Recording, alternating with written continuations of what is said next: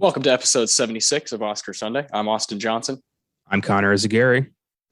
And I'm Caleb Leger. And we are going to be talking about a horror movie today. Of course, bringing Caleb back. Last time with him, we did Rosemary's Baby and had a blast just a couple weeks ago. Today, we're going to be talking about Whatever Happened to Baby Jane from 1962. A very, very good movie. A predecessor to a lot of movies that I like a lot. I think it's a movie that was nominated 5 times and got 1 win. Got the win for Best Costume Design. Also, Best Lead Actress, Best Supporting Actor, Cinematography, Best Sound. Connor and I's favorite category. But this movie, it's really interesting how this one kind of played out for me. This is my first time seeing it.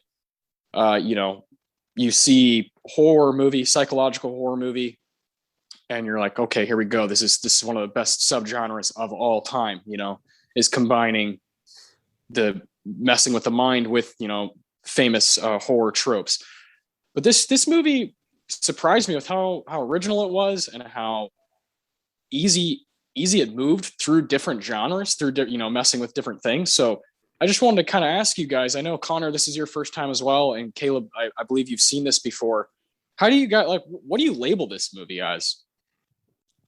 Oh, that's an interesting question because watching it, I never really felt horror, but then again, this was the 60s. This was still, the Hays Code was still around. It wasn't entirely gone yet.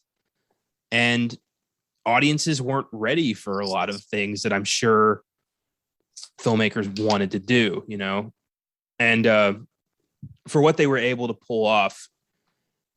There is a lot of psychological distress in this film, and it's entirely built off these performances. So I guess if I had to honestly, I would label it as a drama personally. Okay. But I have no qualms with people throwing it into horror if they found something from it. I mean, my grandma, who I've talked about often on these shows, who never watches horror movies, won't touch this. She saw this a long time ago and said it scared the hell out of her. So it really comes down to what can you handle? Yeah, I feel that. Caleb, what do you think? I would still call it horror myself. I think it really does lay the groundwork for a lot of psychological horror is nowadays this was back in 62. And I think because it does probably, a lot of movies in that period, it feels tame, it feels not scary, right, to a modern audience. But to me, the idea of she's almost trapped in this house and being tormented by her sister is terrifying. You can't escape. She can't escape. She's literally stuck upstairs. So she's not even designed to go down the stairs. And that idea alone to me is terrifying, that someone that's supposed to love you and take care of you is tormenting you day in and day out. Yeah. I think that idea alone is a horror idea. It's on paper, but I just don't think putting this movie into a box is fair to it for how good it is. I feel similar about Rosemary's Baby, where it's holy shit, there's a lot going on here. But with Baby Jane, it is before that Hays Code, and it is very much operating, doing different tricks to similar things that Psycho does, where it's just kind of the less you see, the scarier it is type thing. And I love that about this movie. I responded to it very quickly and fell in love probably about an hour in, as Bette Davis and Joan Crawford are just fucking going toe to toe, which Connor, you spoke about the performances. It doesn't feel like a movie because they actually hate each other. They hate each other off screen and on screen clearly. And it becomes this kind of experience with those two. All the supporting roles are solid, but those two are putting on an absolute clinic, in my opinion. And they're two of the icons of the silver screen. They're two. Bette Davis has 10 nominations and 2 wins, and Joan Crawford has 3 nominations and 1 win. They're very well known actresses, and it was cool to see them go toe to toe because you've heard so much about what's gone on off screen with with them too that is basically a 40-year feud between the two of them. And there was even that show that came out. I'm not sure what it's on. I didn't really watch it. I wasn't really interested because it's what's that guy's name that ran it, Connor? Ryan Murphy. Yeah, there you go, Caleb. Thank you. Yeah, I'm not a huge fan of his style, so I didn't really get into that one. But I'm very fascinated by these two people and finally seeing this movie where they actually met on the screen and both played the main characters. It was an absolute blast. Yeah, for sure. And I'm with you on Ryan Murphy. I watched about as much American Horror Story as I could handle, and that was about 2 seasons. Yeah. And then it was, Jessica Lange versus Susan Sarandon, which was like, oh, maybe. And then nothing really came of it. They were going to do a second season with somebody else, and then the show just kind of evaporated. Remember that? Yeah, so it was called Feud, right? Yeah, it was Feud, and then every season was going to be a different feud throughout pop culture history. Okay, and they started with that, which is like, okay, how do you follow that up? Yeah. Yeah. Well, it's crazy. Admittedly, look, I'm someone that actually really likes American Horror Story. I'm actually up to date on it. But even I can admit, like, Ryan Murphy is really chased the dragon since that success and keeps coming up with a new like anthology show, and it usually doesn't go anywhere. Like, I know he had American Crime Story that I heard about for 2 seasons, and then it just kind of disappeared. So yeah, I didn't watch Feud either because I'm just good with American Horror Story. But Yeah. I do remember like hearing about like how much these two hated each other in real life. It just right, you can see it in the performances. It's very evident that not only do these characters not like each other, these actresses cannot stand each other. But it creates such an authentic, real performance in the movie that has such another level to it, in my opinion. Yeah, I agree. Yeah, I think 40 years of not liking somebody can do that for you, can creatively give you those juices. In 1933, Bette Davis was getting her first starring role in a movie called Ex-Lady. This movie is directed by Joan Crawford's husband at the time, but Joan Crawford announced that she was divorcing him the day the movie was supposed to come out. So this like completely overshadowed Bette Davis's start in Hollywood. Joan Crawford was already well known through the 20s and the early 30s. And this is where the feud begins between those two, is Joan Crawford seemingly overshadowing by, saying this big news about, oh, I'm divorcing my husband. And this is like, fuck you. This is about to be my big break. And you ruined it. And then it goes from there, just snowballs. Joan Crawford married an actor that Bette Davis is apparently really into. Crenshaw Tone is his name. I believe that's how you say it. And that gives them bad blood for years, for decades. That's a big reason why they hated each other. When Bette Davis won her first Oscar in the 30s, Joan Crawford was famously quoted saying that she didn't like her dress. She was unimpressed by the performance. Just any little dagger that they could throw at each other, they were doing that. And then Joan Crawford at one point tried to make a truce. She went to Warner Brothers from rival studio MGM. So Warner Brothers is who Bette Davis was working for. So now they work for the same company. And that's when Joan Crawford tried, this is in the early 40s, tried to like say, hey, like, let's squash this. You and I could probably work together. And that was not flying with Bette Davis. At this point, she was so angry at her that there's just nothing that could happen between them two to kind of make up for it. And then there's a rumor in the 50s that Bette Davis thinks that Joan is in love with her. And Joan was known for dating men and women throughout her career. She's a bisexual actress and was, loud and proud. And at one point was quoted talking about Bette Davis saying, Crenshaw is not interested in Bette at all, but I wouldn't mind giving her a poke if I was in the right mood.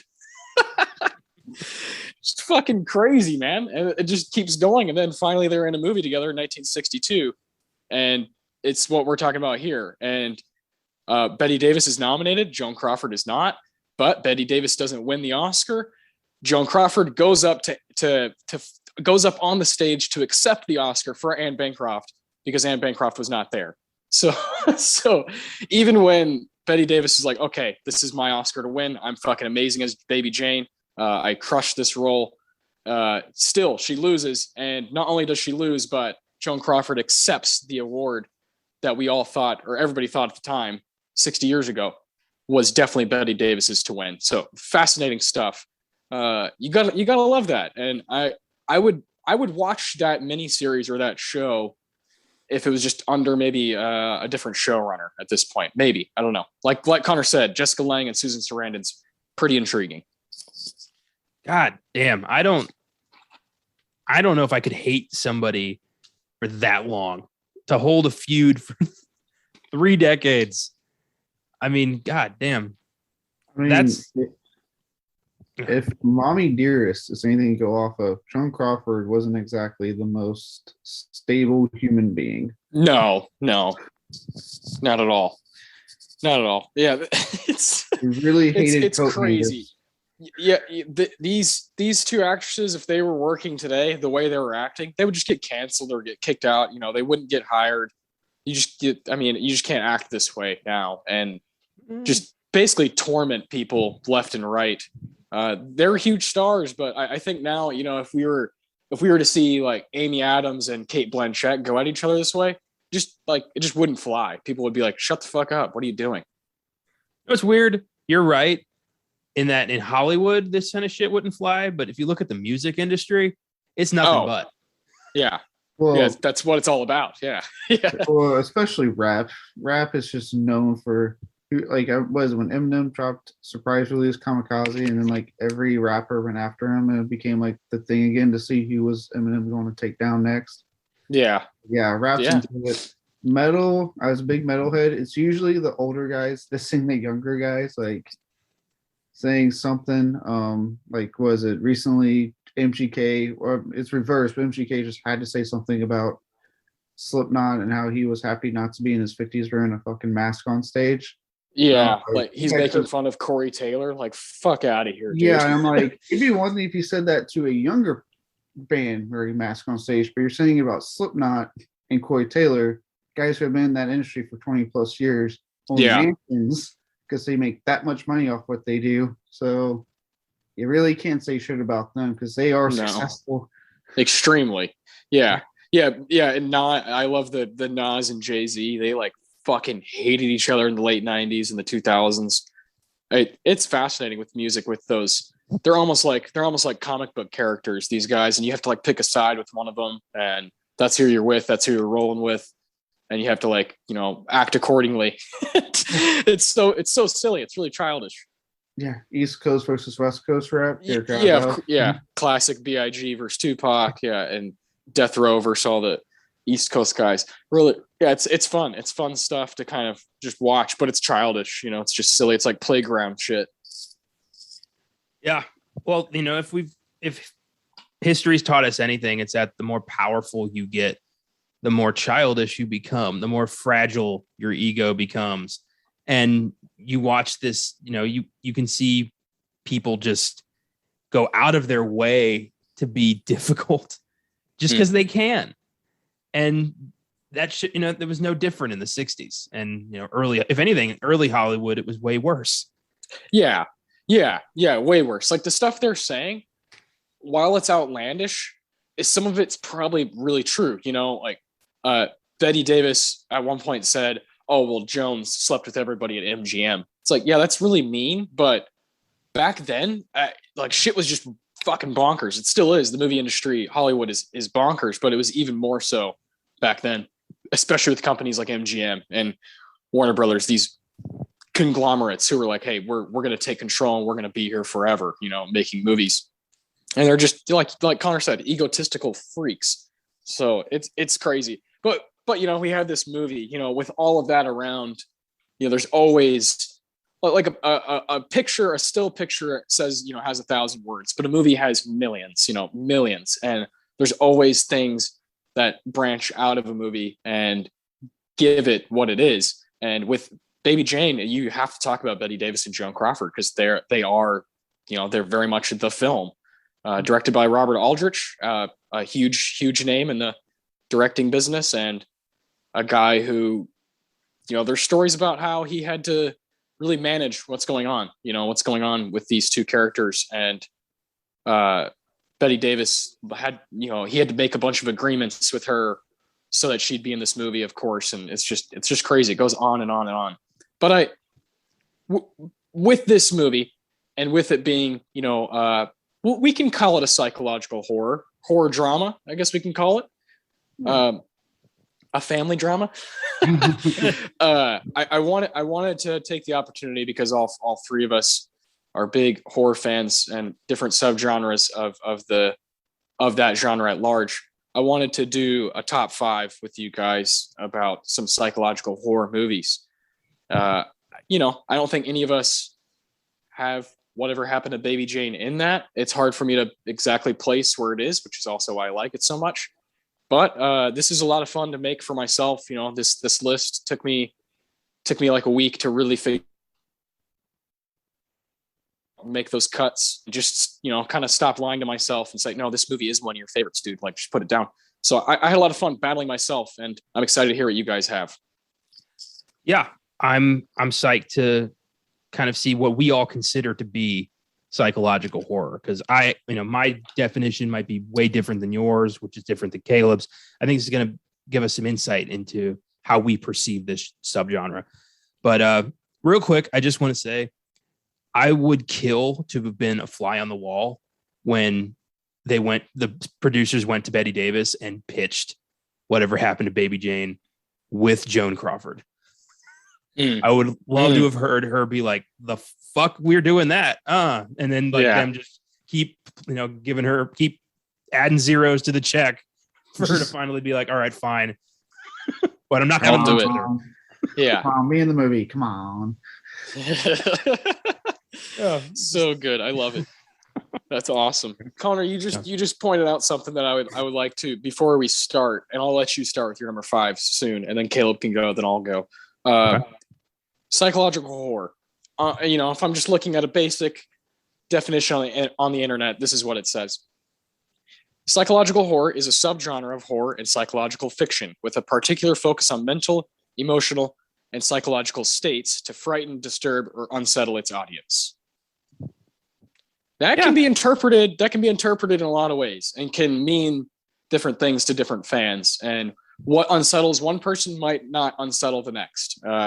And what seems like a battle within the mind might not seem like a battle within the mind to the next. So I think you're right. I think this is really cool. You have your own interpretations, and I would love for you guys to, when you name your movie, name why it fits that for you. Why does it hold that kind of a label? So go ahead and start us off, man. Okay. First off, I do want to say that anyone who knows me as a film fan knows that I hold 2 films in this genre in such high esteem: The Shining and The Silence of the Lambs. And at the risk of not seeming too predictable, I cut these out of my top 5. Okay. Simply because, of course they're going to be there. And I feel like we've had that discussion so many times. I didn't want to. I mean, it's okay if you guys have them. I'm not judging or anything. You're totally judging. Just personally, I was like, I've said so much about these films. Let's table that for now. I mean, if you guys want to bring them, I would love to hear it from your side if they are in there. But personally, I was just like, yeah, of course they're there. There's these 2, and then there's my top 5. So okay, so start us off with your number 7. Yeah, basically, yeah. We know what 1A and 1B are. Okay. So my number 5, not counting those films, is 2019's The Lighthouse. Okay. This is a film that is just steeped in psychological paranoia and mistrust and not knowing what the fuck's going on, but still enjoying the ride. And you're basically just watching these 2 men drive each other insane, if that's the interpretation you can take. I think psychological horror is incredibly open to interpretation, and everyone perceives these films in a different light. So what I dragged from The Lighthouse might not be what you guys pulled from it, but I saw this film as just a wild ride of a journey into mental madness. And that's why it starts out my list. Beautiful. I love it. All right. Well, before I'd say my top 5 or my number 5, kind of hitting up on what you said about Baby Jane with psychological horror. What I like about this, and we mentioned it earlier, is that Baby Jane, I call it horror because for me it's overall a psychological horror film, but it plays with genre so much in it, which just kind of disorients you and throws you off sometimes, especially when it goes back to being horror on a dime. But with that said, when it came from me with psychological horror, you all know it's my top 5. It's very much like there's no flip on a dime. It's intense in your head, mess with you movies, because it's just how I am. So with that said, my number 5 is a relatively recent one that I got a Connor to watch recently because I love it so much. That is Netflix's The Perfection. Ooh. It was a movie that kind of came out of nowhere, no real hype. Heard a lot about it after it came out from the horror community. Everyone was freaking out. This movie's frightening. And what I love about it so much is that to me this is like almost the purest form of a psychological horror, that this really messes with your head, not just in like what's happening with the characters, but like where the story is going, the tone. Like 1 minute it's one type of film, and then it rewinds everything back to reveal more about the movie and presents to you something completely different. That when it does get to its final reveal, it's like somehow the darkest thing they could possibly think of, that really makes you feel icky on the inside. But you are like at that point going, yeah, get your revenge, get your comeback. This is a movie that like if you're willing to go down this rabbit hole, I highly recommend this to anyone that's looking for something good on Netflix. Check out the Yeah, that's a great pick. I think it's one of the best movies on Netflix like that they've ever done, that I've seen. It's so good. And Connor watched it not that long ago, and he was like, dude, you have to see this movie. And that was like the 4th or 5th time I had heard someone, like a specific horror fan, kind of rave about this movie.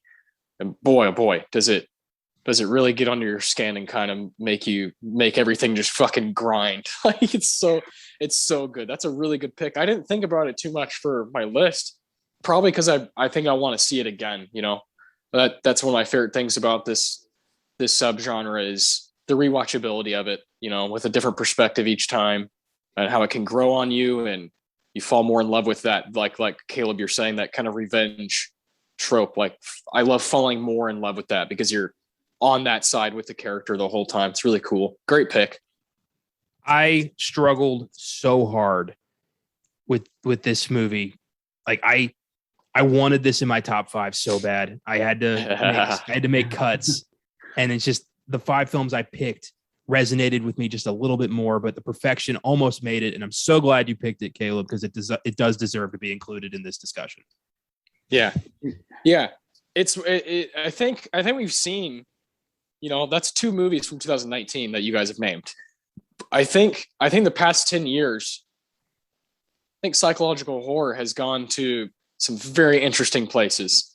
And I'm very grateful for that kind of surge in the subgenre, because I eat it up. Even if it's not like great, I still eat it up. It's just fun as shit. And I love that idea of just fucking with the mind. And that's a really good pick. I love that. I agree with you, Connor. I think it deserves to be brought up in this kind of a discussion.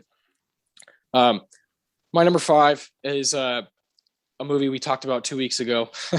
It's Rosemary's Baby from 1968. Roman Polanski, Mia Farrow, John Cassavetes, Ruth Gordon.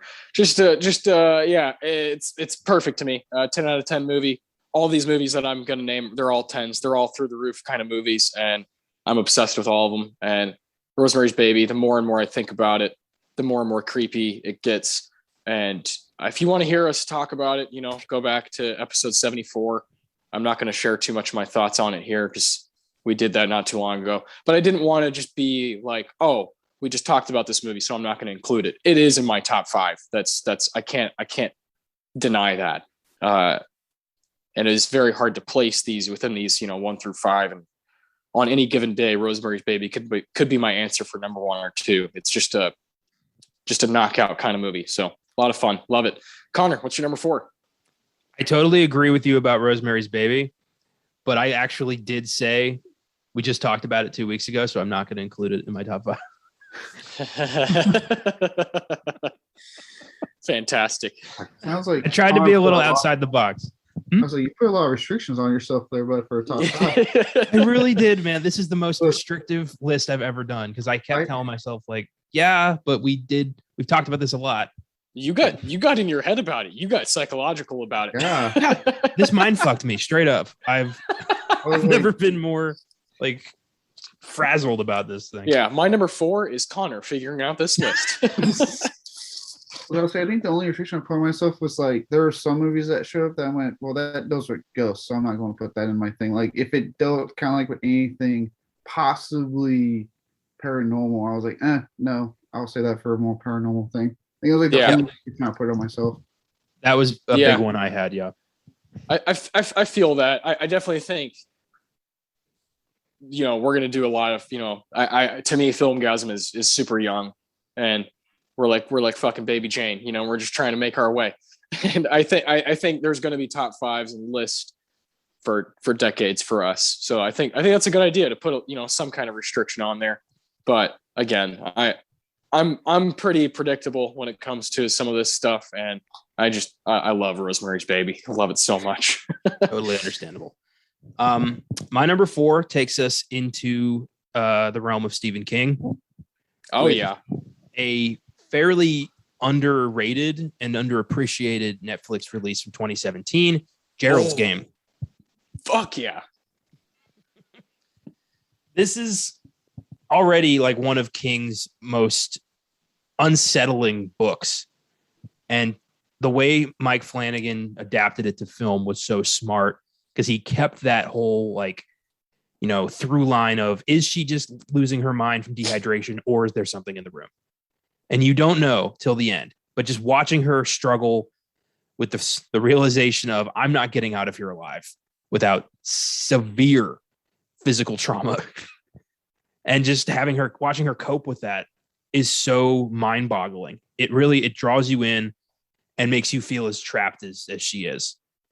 It's just such a fantastic movie and so grisly, and so uncomfortable. And I wish it got more attention. Yeah, me too. This is one of my favorite Stephen King adaptations. It's just, there's those ones that are kind of fun, and there's movies that are really fucking good. And I think Gerald's Game is in the latter. I think it's a really fucking good movie. Good pick. Thank you. Yeah, I don't have much to elaborate on that because that's actually one of the few Mike Flanagan projects I haven't had a chance to watch yet. Oh, you'd love it. Yeah. I probably would. I love Mike Flanagan. I've loved every show he has done on Netflix. So, yeah, he's a talented dude right now. That's for sure. It always surprises me when I hear that you haven't seen a horror movie that I've seen because I always just assume you've seen everything. I mean, I'm glad I built up that reputation at least. Love it. Caleb, you're number 4. What do you got? Yeah, so my number 4. So remember earlier when I said if it was like paranormal, I would say no. Well, my number 4 is a Shyamalan movie, and the one that I felt like fit on this list that didn't do it paranormal in any goddamn way, and that was at the time his comeback, Split. Ooh, Mcavoy. This was a movie. I was personally on board with Shyamalan again when The Visit came out. I was kind of like, okay, he's doing something here that tells me he's not making shitty films again. And this is all pre-old. So, and then when I saw the previews of this, I was like, oh my God, could he be back? Are we getting Shyamalan back? And when I went to the theater to see it, I got a movie that I was not anticipating, was not expecting, but was completely engaged the whole time. From Shyamalan's direction, surprisingly, and not surprisingly, McAvoy's performance. He delivers such a lights out performance here, and one I would argue should have been looked at by the Oscars, with how he is just switching between personalities on a dime. It's just, I will forever, as far as I'm concerned, this is just top tier Shyamalan. This is what I wish he'd do more often. Is films like this and Sixth Sense and Unbreakable, stuff like that. Split is one of my personal favorites of his. Yeah, good pick, Connor. I feel like you thought about this movie. Are we announcing if we have overlap, or are we keeping it to ourselves? Keep it to yourself, but now we know. I figured. You love a Split. So we'll let you share your thoughts later. This is not in my top 5, but I do have a lot of respect for it. It probably is my second favorite Shyamalan movie. I'd have to really sit down and think about that, but it's up there. It's definitely 1 or 2. I'm with you. I think Casey Affleck won the Oscar that year for Manchester by the Sea. Andrew Garfield was up for Hacksaw Ridge. Ryan Gosling for La La Land. Viggo Mortensen for Captain Fantastic, and Denzel Washington for Fences. I think James rivals all 5 of those performances and could top some of them. He's bonkers good in that movie. I think he's one of the more underappreciated guys. He just blows me away, and I love his place within the horror genre at this point in his career.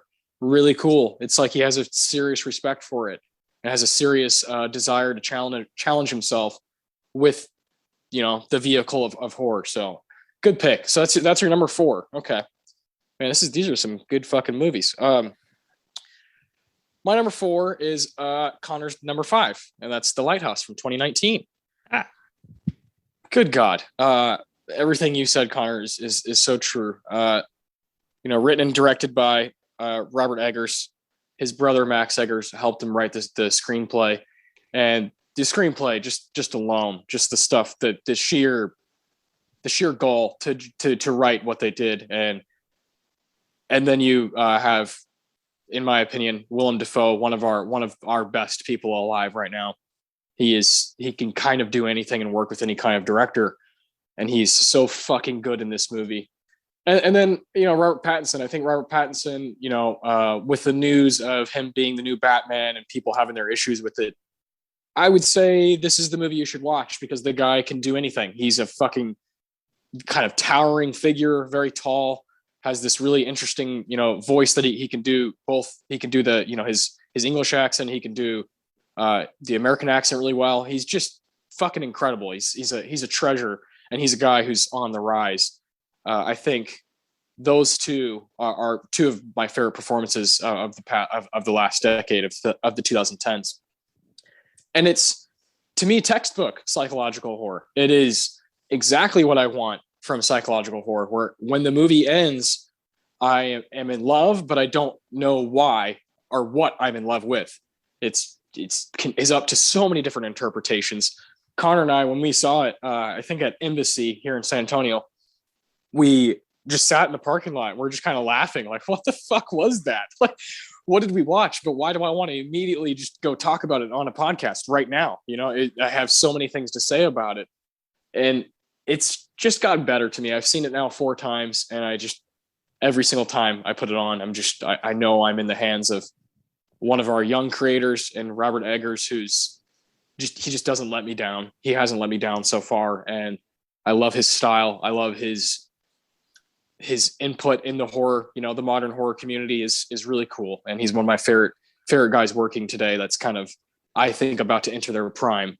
I'll be talking about someone else later too that I also adore. That's kind of an up and coming horror director, but he's someone to look out for. If he's done the Witch and the Lighthouse, like, it's just kind of like, what's next kind of thing. So love this movie. I'm happy to see that you had it as well, Connor. It's a 10 out of 10 for me. Just a fucking lights out psychological movie. And the black and white, great fucking decision. It just adds to the weird ass tone that's going on. Connor, I think it was you that pointed out that you think it's a kind of a parable of some sort.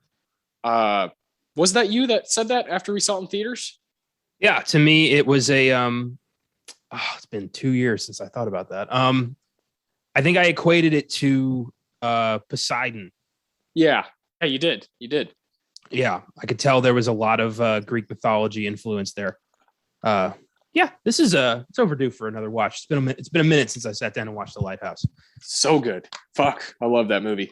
It's one of my favorite A24 movies, just across the board, not just horror, but I love it. Love it so much. Well, I'm glad to see it wasn't just me who spilled his beans. Yeah. If I had a steak right now, I would fuck it. Your farts. I'm tired of your farts. Yeah. But you're fond of me, lobster, right? God, what a fucking crazy movie. Yeah.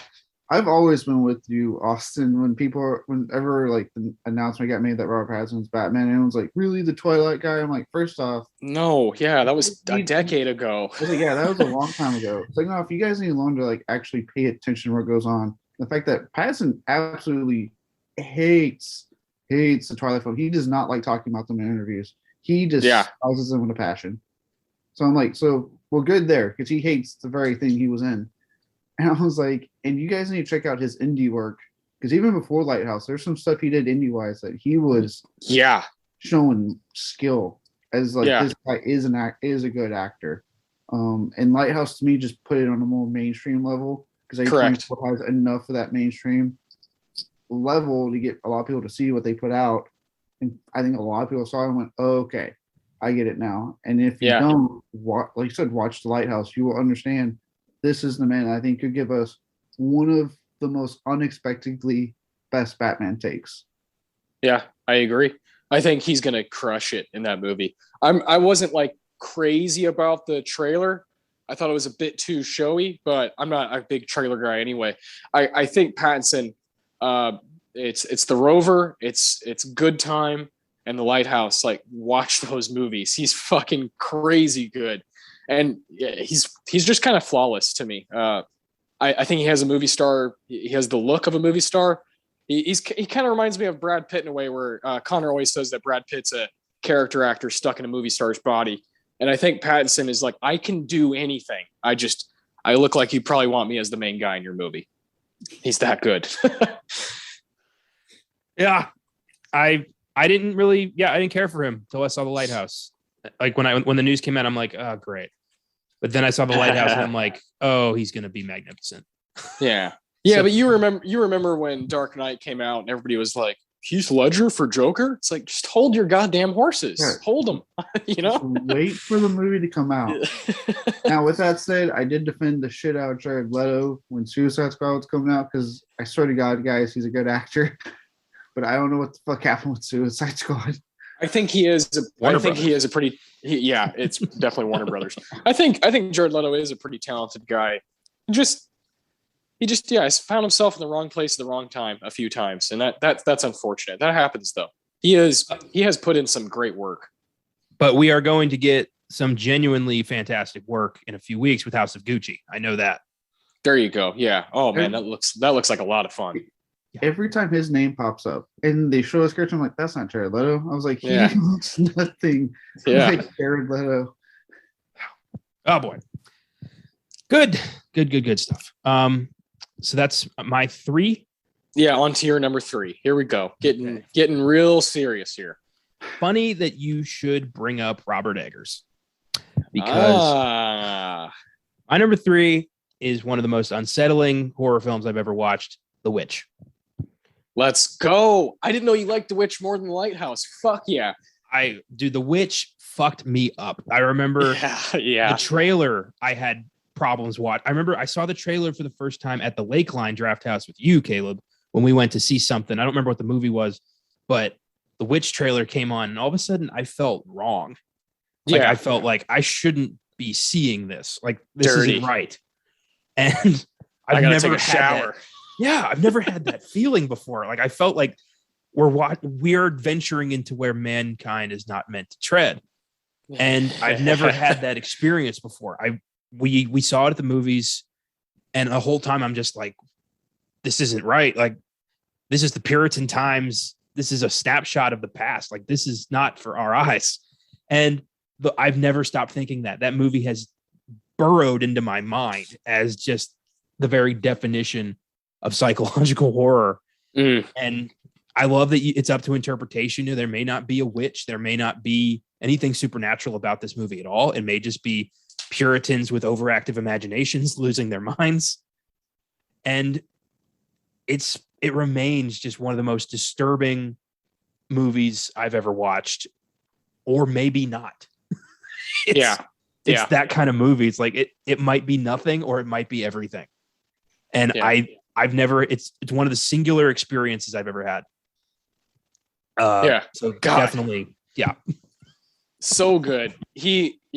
Look out for this guy, dude. Eggers, like he's redefining like what we see as, you know, modern horror and psychological horror. So he's a guy to look out for. And I love that you picked that, man. It's such an intense movie. I like The Lighthouse a little bit more, but God, The Witch is a fantastic, like, theatrical directorial debut. Like, get the fuck out of here. It's so aware of what it's trying to do, and the fact that it's not this 2.5 hour like epic. It's pretty short. It goes by really fast, and you have nowhere to go but to just stare at the screen, and you're kind of fucked. And you know, Black Phillip is like all that lore is fucking frightening.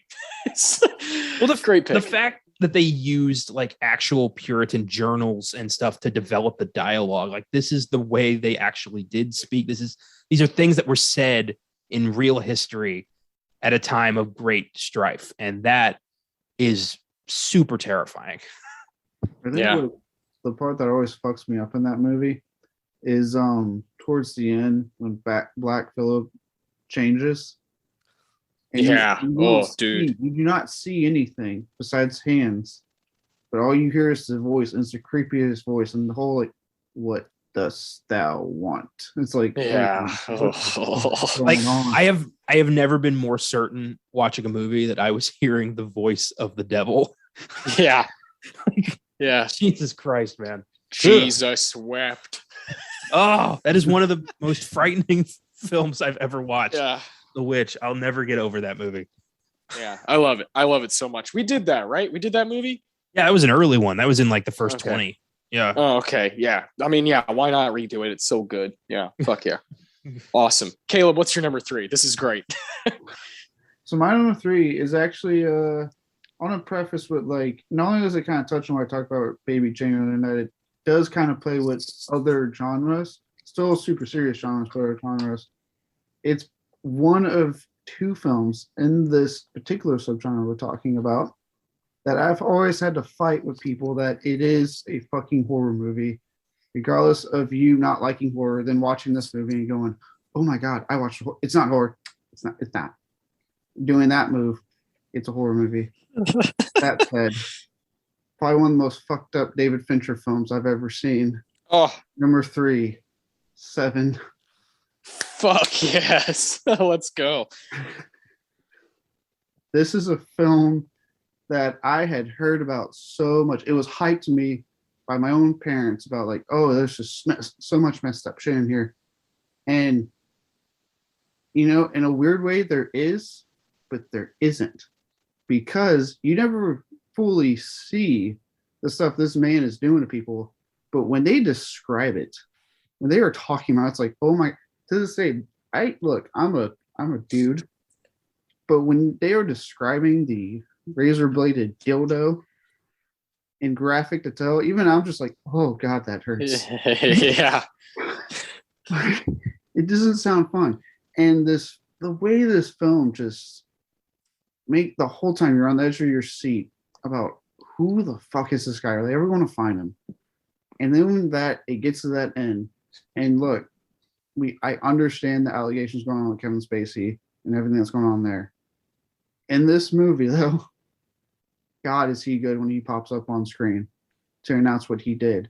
And that whole, like, twist ending with, you know, who his last sin he takes care of. just, it's like a gut punch. It's a movie that just devastates you at the end, and it takes so long to get this movie out of your head because you're just like, you don't, it just doesn't leave you. And then like the little details Fincher did, like how it's constantly raining until the end of the movie when he's caught. Then it stops raining. Yeah, so good. God, Seven's awesome.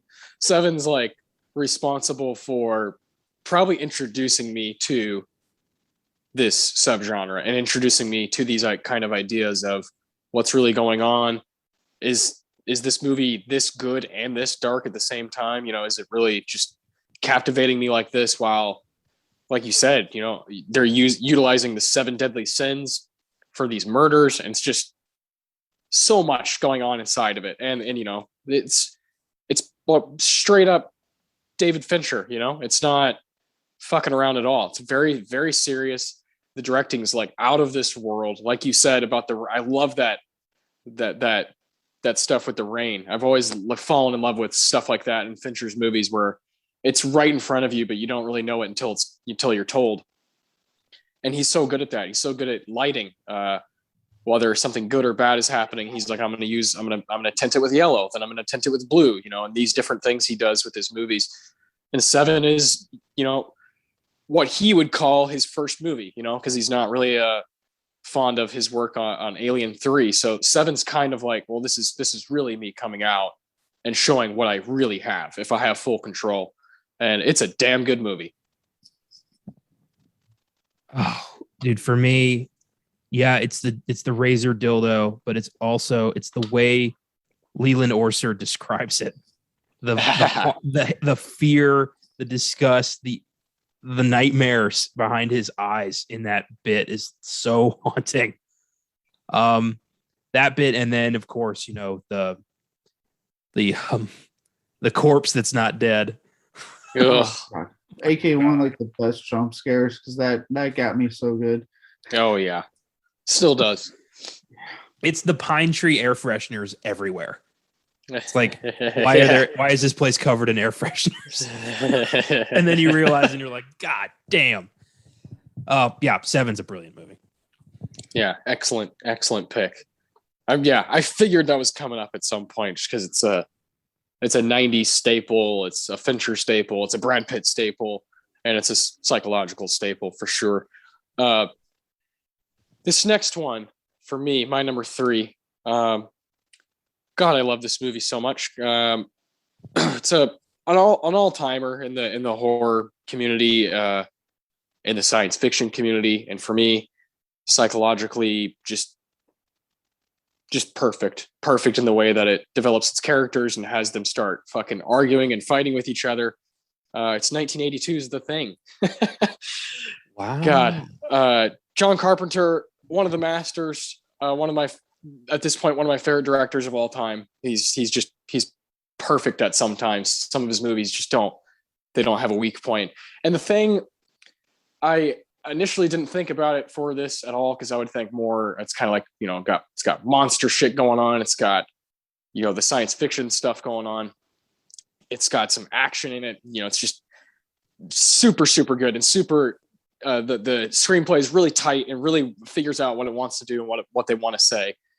But goddamn, if you put yourself in the shoes of these people, it is a situation that will test your mind, test your will to hear people out, whether they're lying or not. And, you know, you're fucking testing each other. And I love those scenes when they're all waiting to see what's going to happen. You know, which one of us is next. You know, I love that idea. I love the idea of who's next, who's going to get fucked next, you know, who's about to just die, who's about to become a monster and kill the rest of, or try to kill the rest of us. I love that idea. I love when that's used in horror, but with John Carpenter, he's just so goddamn good at filmmaking that The Thing goes well beyond what you would think from a horror movie. You know, this is one of the best movies of the 80s. The Thing is crazy good, and it's too good to box in. You know, I think, you know, there's people out there who probably wouldn't respond to The Lighthouse, or, you know, some of the other movies we've talked about, but The Thing, how can you not like The Thing? It's just it's a perfect movie, a quintessential 80s hit. You have to see it. Connor, when you worked with me, you realized I hadn't seen it yet. And this is just like 3 years ago. And you were like, come on, man. And the first thing I did when I got home was I got a 6-pack of beer and went home, and I was like, I'm just going to sit down. I'm going to watch the fucking thing. It's time. It's time to finally do this.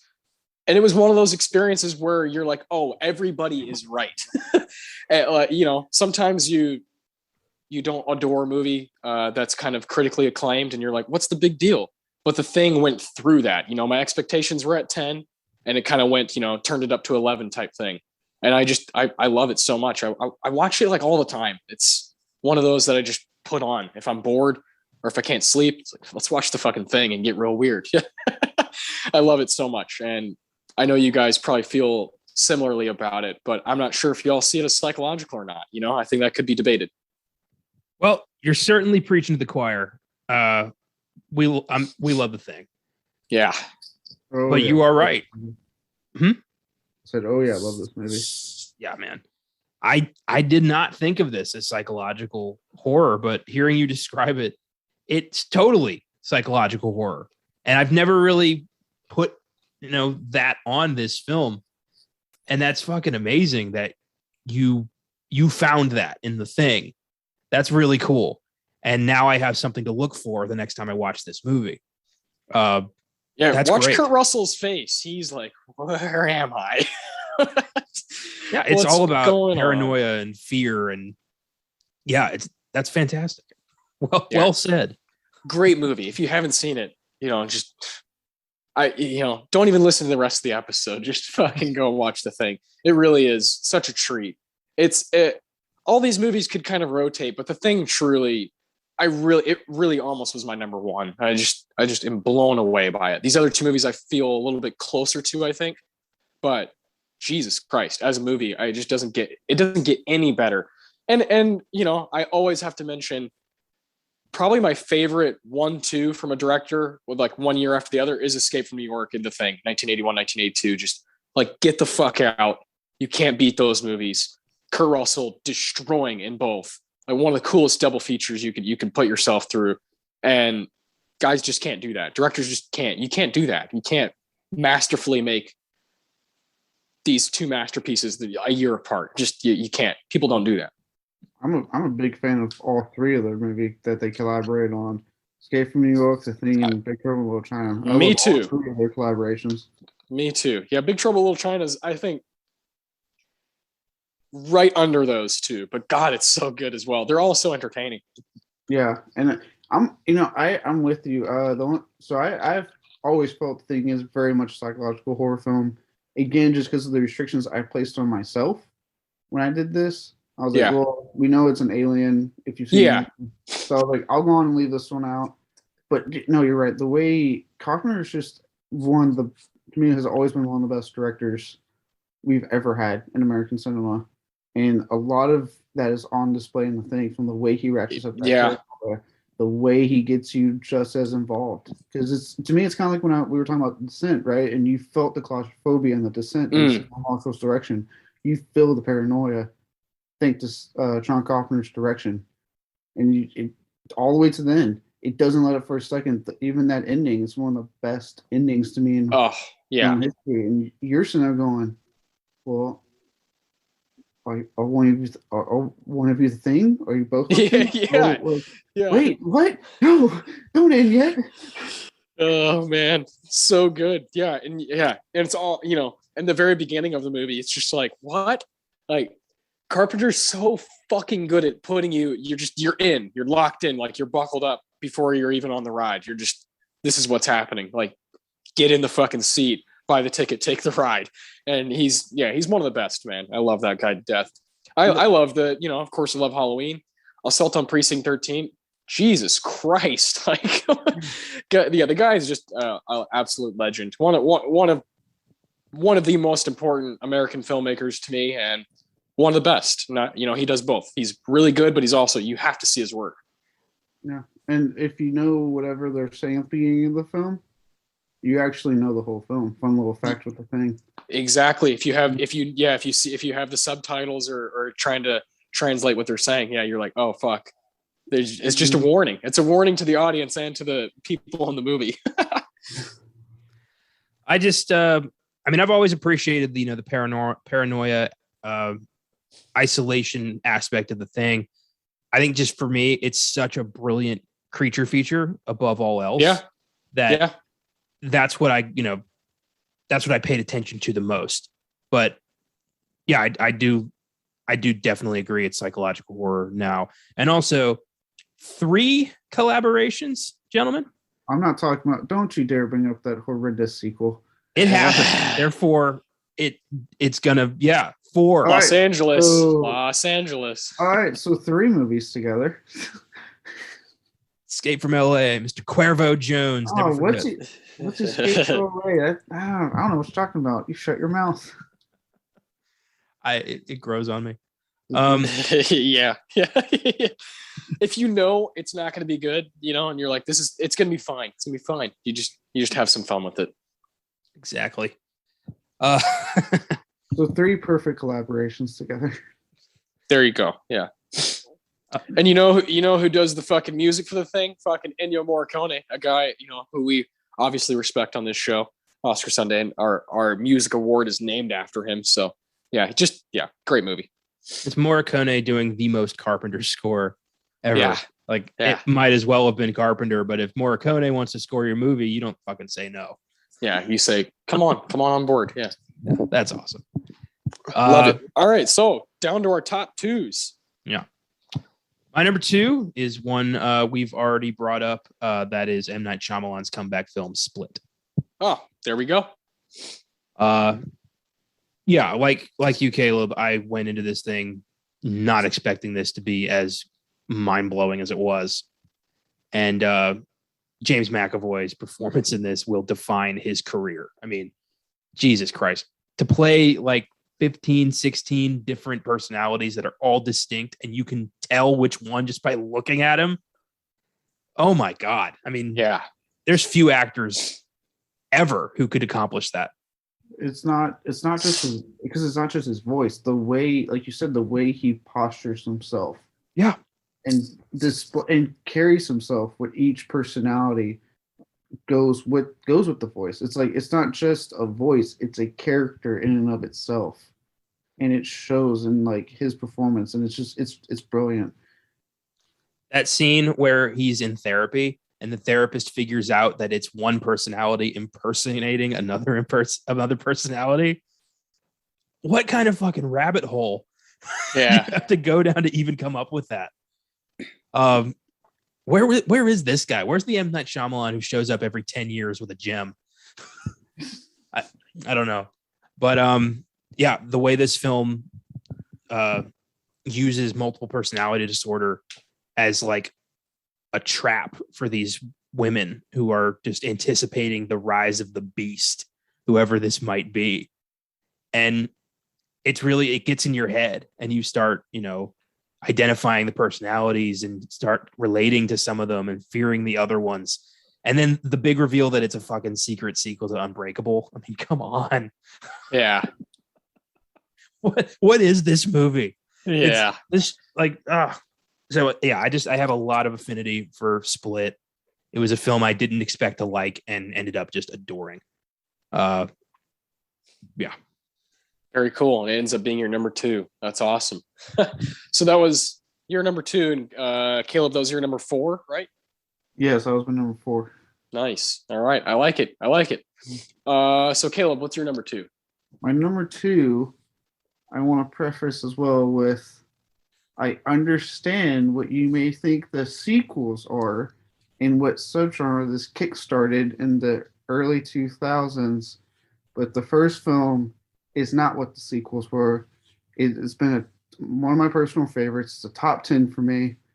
That is 2004's If It's Halloween, It Must Be Motherfucking Saw. Yes. Yes. Well, again, look, I know that the sequels and really more so Hostel started what we call the torture porn subgenre of horror, but this one is, I always try to get people to be like, look, you do not have to watch sequels. but watch the first one because it's much more psychological. The only bit of on-screen violence for like a second, 1 fucking second, is when he cuts his foot off towards the end. Everything else is talked about. It is implied, much like Seven, right? It's just kind of talked about or quickly shown for you just to get enough. But most of the story is, why are they in this bathroom? How the fuck did they get out of this bathroom? And who put them there? And to this day, it doesn't matter how many times I've seen it, that's one of the best fucking twist endings in horror history. I will never forget watching this for the first time as a kid, and the dead body in the fucking bathroom gets up. And you're like, what? Wait, what? Why? No, he was dead. No movie. And he says that iconic line, "Game over," and shuts the door to his screams, and the screams continue as the credits roll. This is a movie. This is probably the one Saw film I would legit say is actually like horrifying, because again, the sequels focus more on the trap, so they just became more fun. But this one to me is legitimately horrifying at the thought of like someone doing this to you because they think that you're not good enough to live in this society, that you've done something wrong enough to have to test yourself. And many times in this movie and the sequels, I remember sitting there going, could I do this? Would I be able to do something like this myself just for that chance to live? I could go on about Saw all day. I fucking adore the living shit out of this movie. Yeah, that's awesome. I love that. I figured, I know you're a huge fan of that one. And I figured it would come up here because I agree with you. When we did it on the show, me, Connor, and Josh, I hadn't seen it for a little bit, and that's what I took away most from it, was that it's kind of a masterclass in the horror genre, that it is very scary, and not for the weak stomach people out there, who are just kind of like, oh, I just want to watch something that's going to be entertaining and have a few jump scares. It really sits with you and makes you really think. And I think the biggest advantage it has over some other movies is when you place yourself in a situation with Saw, like you said, could I do this just for a chance to live? Could I, cut a limb off? Could I reconcile with, wait, why am I here? What did I do wrong? All of those things. I think any person with a pulse would respond to, just because you can't help but put yourself in that situation. And because of the film itself, before all the, the sequels come out, Saw is very like nitty gritty and is very practical. And with these actors that at the time we didn't really know at all, aside from Glover, you're just kind of like, fuck, you really feel that, because these are not big time movie people yet. And it's like you're there. It's like you're just this normal average dude in this situation. And it will fuck with you. So that's a great pick. It definitely messes with the head. Holy shit. I agree with you on all counts, except Cary Elwes was a big, he was the Princess Bride, Robin Hood. Like he was big. He was, big enough, I guess, to be. He was big to me. But Winnell, not at all, Yeah. I'm with you, Caleb. The first Saw is diehard psychological horror. It's all about atmosphere and why are they here and how do they get out and who put them here. It's very much a film built on questions. And I think, the rest of the films got out of hand, if you will, with their traps and the blood and the gore, but they're all fucking fun movies. I saw the films, don't get me wrong. Yeah, I know that. You don't have to tell me that. I know that. But I didn't even think about that one. But I'm surprised it's not your number one. I know that's like one of your favorite movies. So I'm very curious what you got at the top of this list. Yeah, me too. That's exactly what I was thinking, because he said this is a top 10 all time. I'm like, wait a minute. That means number one's probably a top 10 all time. Fuck yeah. You got to love that. Yeah, look, I was really debating on this one, what I put as number one. I was like, oh man, I both like really love these movies. Yeah. It did hurt a little bit to put Saw here, because I'm like, God, I've been in love with this series since I was a kid. It's tattooed on my arm. this is one of my go-to series, man. And this, to me, I said it way back when we were talking about James Wan. You can always tell when that man is directing one of his franchises, right? You can tell he's directing this movie. You can tell he's directing Insidious 1 and 2. You can tell he's directing the first two Conjurings. It's just, he knows how to put his stamp on it. And just to see, and like, especially now in his career, right? To be able to see a movie like what he gave us with Malignant recently, and you go all the way back to the beginning and you watch this film, and it's like you can, to an extent, see that evolution. And like a lot of what you find in this, you can see carried over into his later movies. It's just, this movie is so fucking awesome to me. Fuck yeah. What a crazy 15-year or 16-year, 17-year, Jesus, jaunt from Saw to Malignant. Holy hell. It's both great movies. So love Malignant. That was a fun one. Oh yeah. Because I really like that movie. I can't wait to pick it up. I need to see if it's out on a 4K or Blu-ray yet. Yeah, it's definitely one I want on the shelf as well. All right, so we're on my number 2 here before we get to our number ones. This is as Austin Johnson as it gets. 2018, Hereditary, directed by Ari Aster. Masterpiece. What can you really say about this movie? It's just perfect. A complete mind fuck of a movie.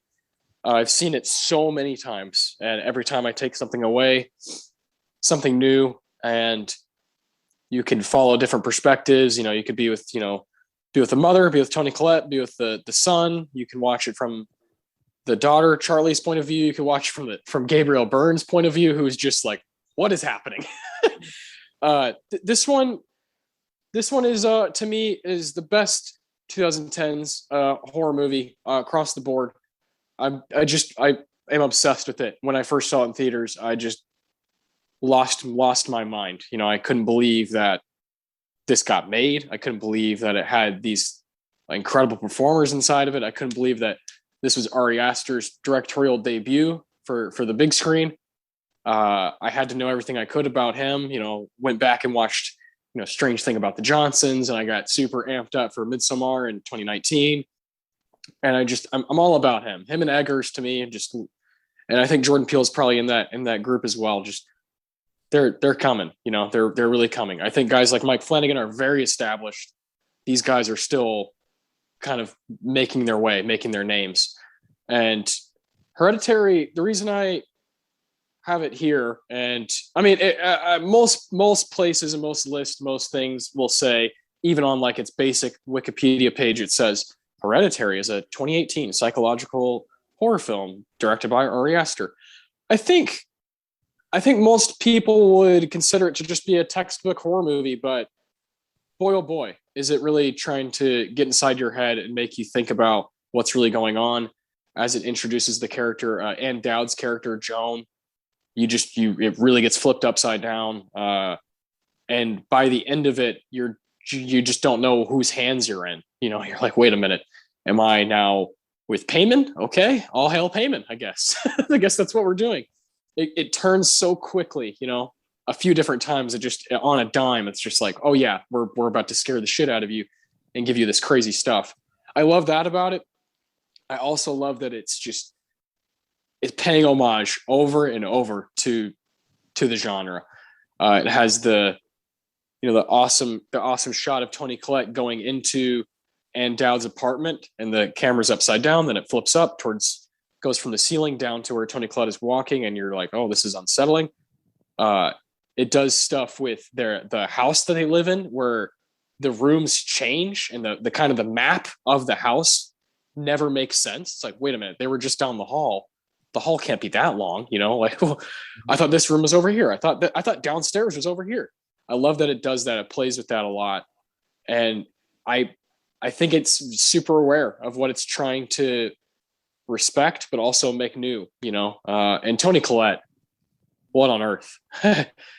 she's lights out. Just like I think Willem Dafoe and Pattinson are putting in two of the best performances from the decade. So is Toni Collette in Hereditary. It is worthwhile just to see her just at work. She normally doesn't do movies this crazy, This is not her cup of tea. this is not what she does. But she read the screenplay and was like, whoa, this is a family drama gone wrong. And I love that about it too. It's one I could kind of rave about forever. Similar to you, Caleb, with Saw. It's just firmly in my heart, firmly. I was like 100% sure this was your number one. So I'm surprised you both did it to me. If I hadn't excluded Supernatural from my selection process, Hereditary absolutely would have been my number one. Yeah, God, so good. It's a brilliant movie. Gets scarier every time I watch it. It just lulls you into this sense of distress you can't seem to escape from. It makes you see shadows all over the place, and it floored me and continues to floor me. I knew it was going to be on your list. I'm glad it was. It was probably the first one I thought about when I thought about doing this exercise. It's like, well, Hereditary. I mean, like one of my favorite theater experiences, one of my favorite just movies, period, that I've ever seen.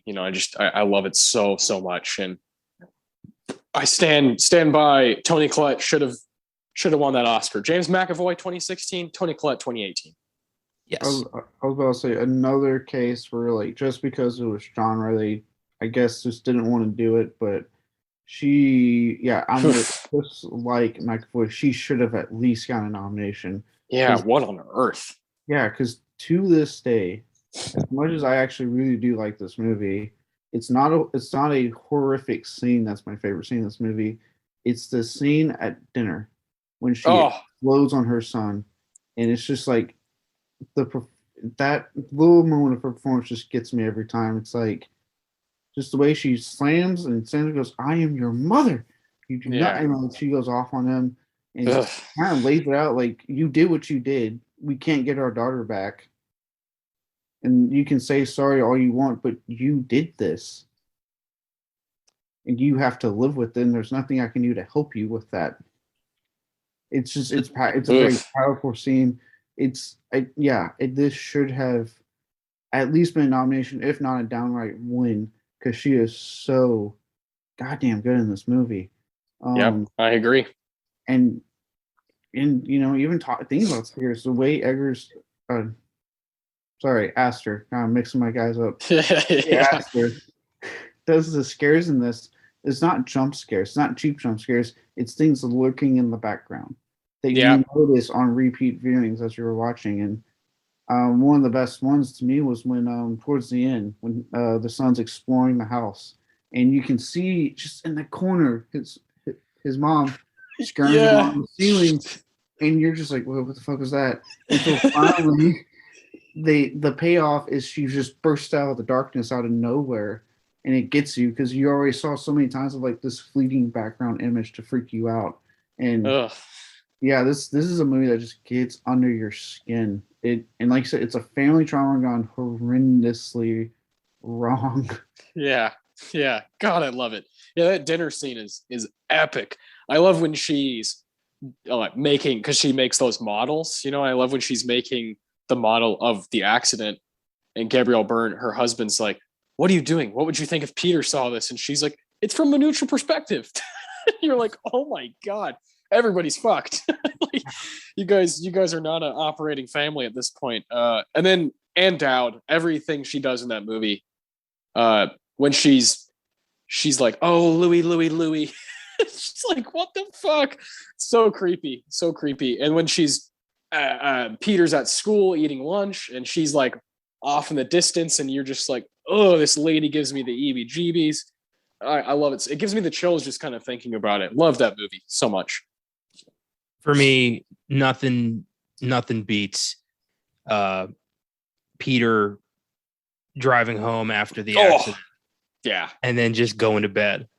Yeah. And then Toni Collette waking up to find the carnage and realizing what happened, and just hearing her like heart-wrenching screams in the background while he just stares into space. I mean, fuck, man. It was too real. Yeah. And that was the genius of Hereditary, especially if you got to see it when it was coming out in theaters and when it was on its initial wave, and then it went on to Amazon Prime, and people were like, "Yo, you have to see this movie." Is that shock that you get about 40 minutes in when Charlie dies? You're like, "Wait, what? I thought the movie was about her. Yeah. What the fuck is going on?" That I love that misdirection. I think that was genius, and I think in Midsommar where it failed was it was not. I love that movie, but I think where it goes wrong with a lot of people, and I think Connor, I think you're not a huge fan of that one. I think it misdirected in the wrong way, misguided in the wrong way. It made you believe it was going to be one thing in the trailer, and then it was something totally different. But it didn't totally work for everybody. It didn't follow through.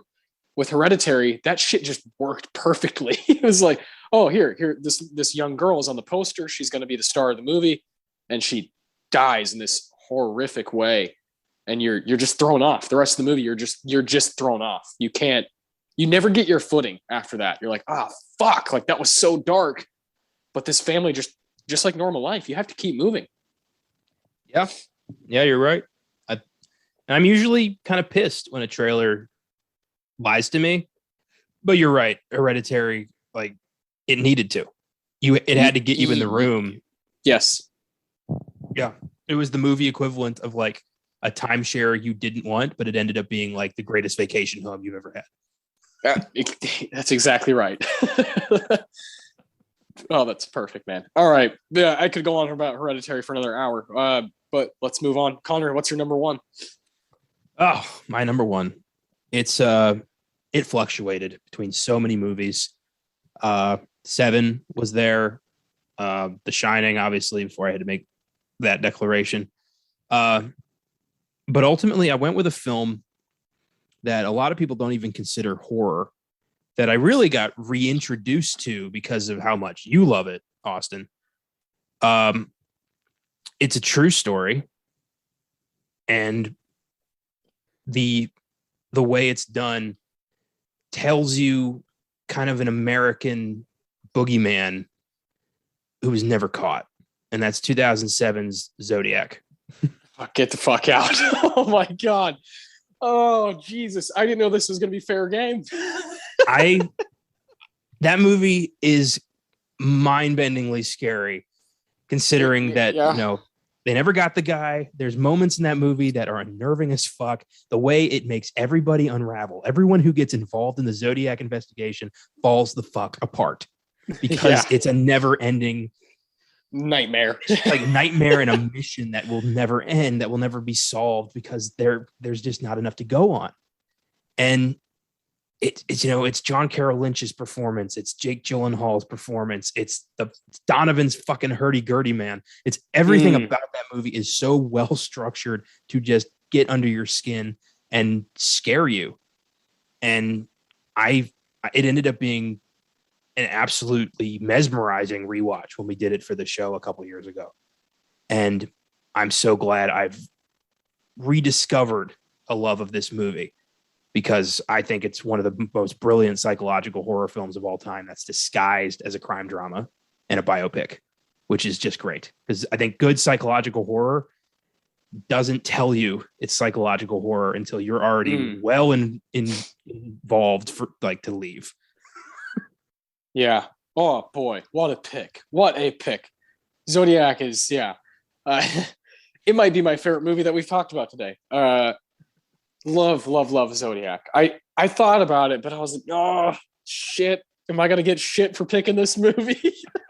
But no, turns out I wouldn't have. Christ, great pick. Zodiac is it's so many things. Above all, it is a psychological mind fucker, and it's Fincher's best movie. Let's be honest with ourselves. It's his best movie. Yeah, I'm not gonna argue that. I love The Social Network. I adore it. I think it's a feat, and I think it's a movie that everybody is going to enjoy. It's wicked entertaining. It somehow does everything it does in 2 hours. But Zodiac is like, what? That is an accomplishment. Doing that movie is an accomplishment. It took a lot of work to do that movie. Lucky. Yeah, and at least we got the whole movie. Unlike the third season of Mindhunter, I'm so fucking waiting on. Not bitter. Yeah, I understand that. Fincher just does too much, man. He's too eclectic. He does too many things where it's like, dude, just make Mindhunter season 3. This is what everybody wants. And he's like, I think I'm gonna make Mank. I think it would be listening. So it's like, but see, Fincher, what I didn't hear you say was Mindhunter season 3. Yeah, that's one of the best shows I think that's like ever existed. And if we were doing a TV show list along these lines, I think Mindhunter would probably pop up. He's a freak. David Fincher's a freak of nature, and Zodiac is like 2.5 hours of just glory. And one of my favorite endings ever is, Baker Street playing and John Carroll Lynch and Jake Gyllenhaal locking eyes, and you're like, "Ooh, we're not going to figure this out, are we?" No, but you don't feel like you lost out on anything. That's the thing. No, it's all journey. It's all about the journey with Fincher. He's like, every second is gonna count, even if you don't have, even if I don't nail any sort of landing, because I don't need to, because the story is open to so many different things. Social Network, brilliant fucking ending. Like, he's so good at saying, let's let this thing just breathe and be eternal. It doesn't need to come to an abrupt end. Let's let the real story just live. And God, he's good at that. He's so good at that.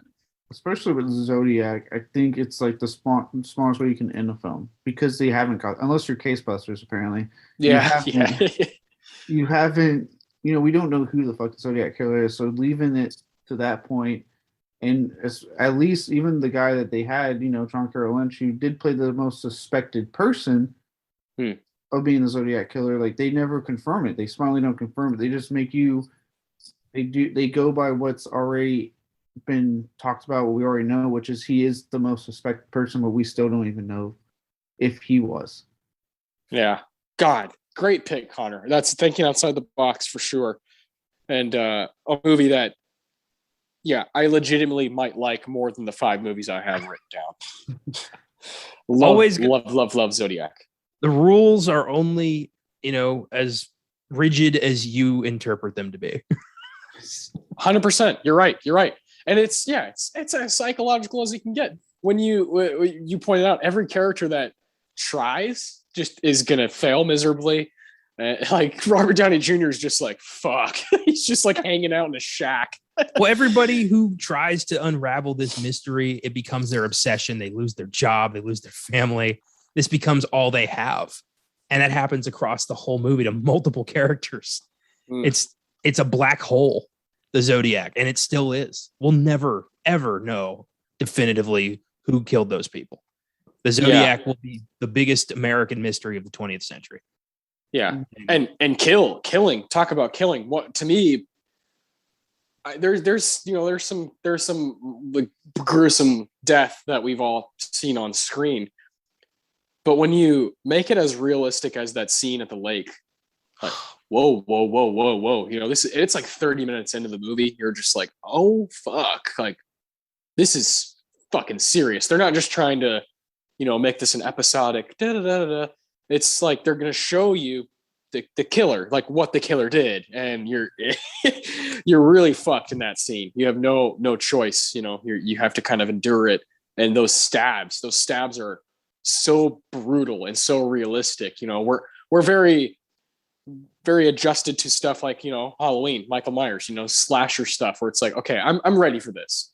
But when it comes at you like that, inside of a just brutal biopic, it hits very different. And goddamn, I never really stopped thinking about that scene. It's just so dark. For me, man, it's the scene where the woman and her baby are driving with the stranger. Oh, Jesus. And the guy just keeps making off-color remarks about how he's going to kill her. Yeah. And she jumps. And the whole time, like, it never makes it clear whether that really was the Zodiac or just some random psycho. Yeah. And that's the scariest thing about, American true crime, is how many fuckers there are out there who have done this shit. And the movie reminds you that it's not just the Zodiac out there. Like, there's boogeymen everywhere. And a lot of them were never caught. Yeah. That's, we only learn about the ones who got, who fucked up. The real, like, the most successful serial killers are people we'll never know. Yeah. And that's a frightening notion. So scary. Yeah. And Zodiac, it has that riddled throughout it, God, good pick, dude. Obviously we could talk about this one all day. Caleb, what's your number one? I can't wait to hear this because Saw. I thought it was gonna be Saw. I don't know. I love throwing people off. My number one. It is one of the other two films I've spent my whole life telling people it's a fucking horror movie. I don't have the same rigged system that Connor came up with for this particular pick. I could not help myself. I didn't have the self-control like he did. And that is The Silence of the Lambs.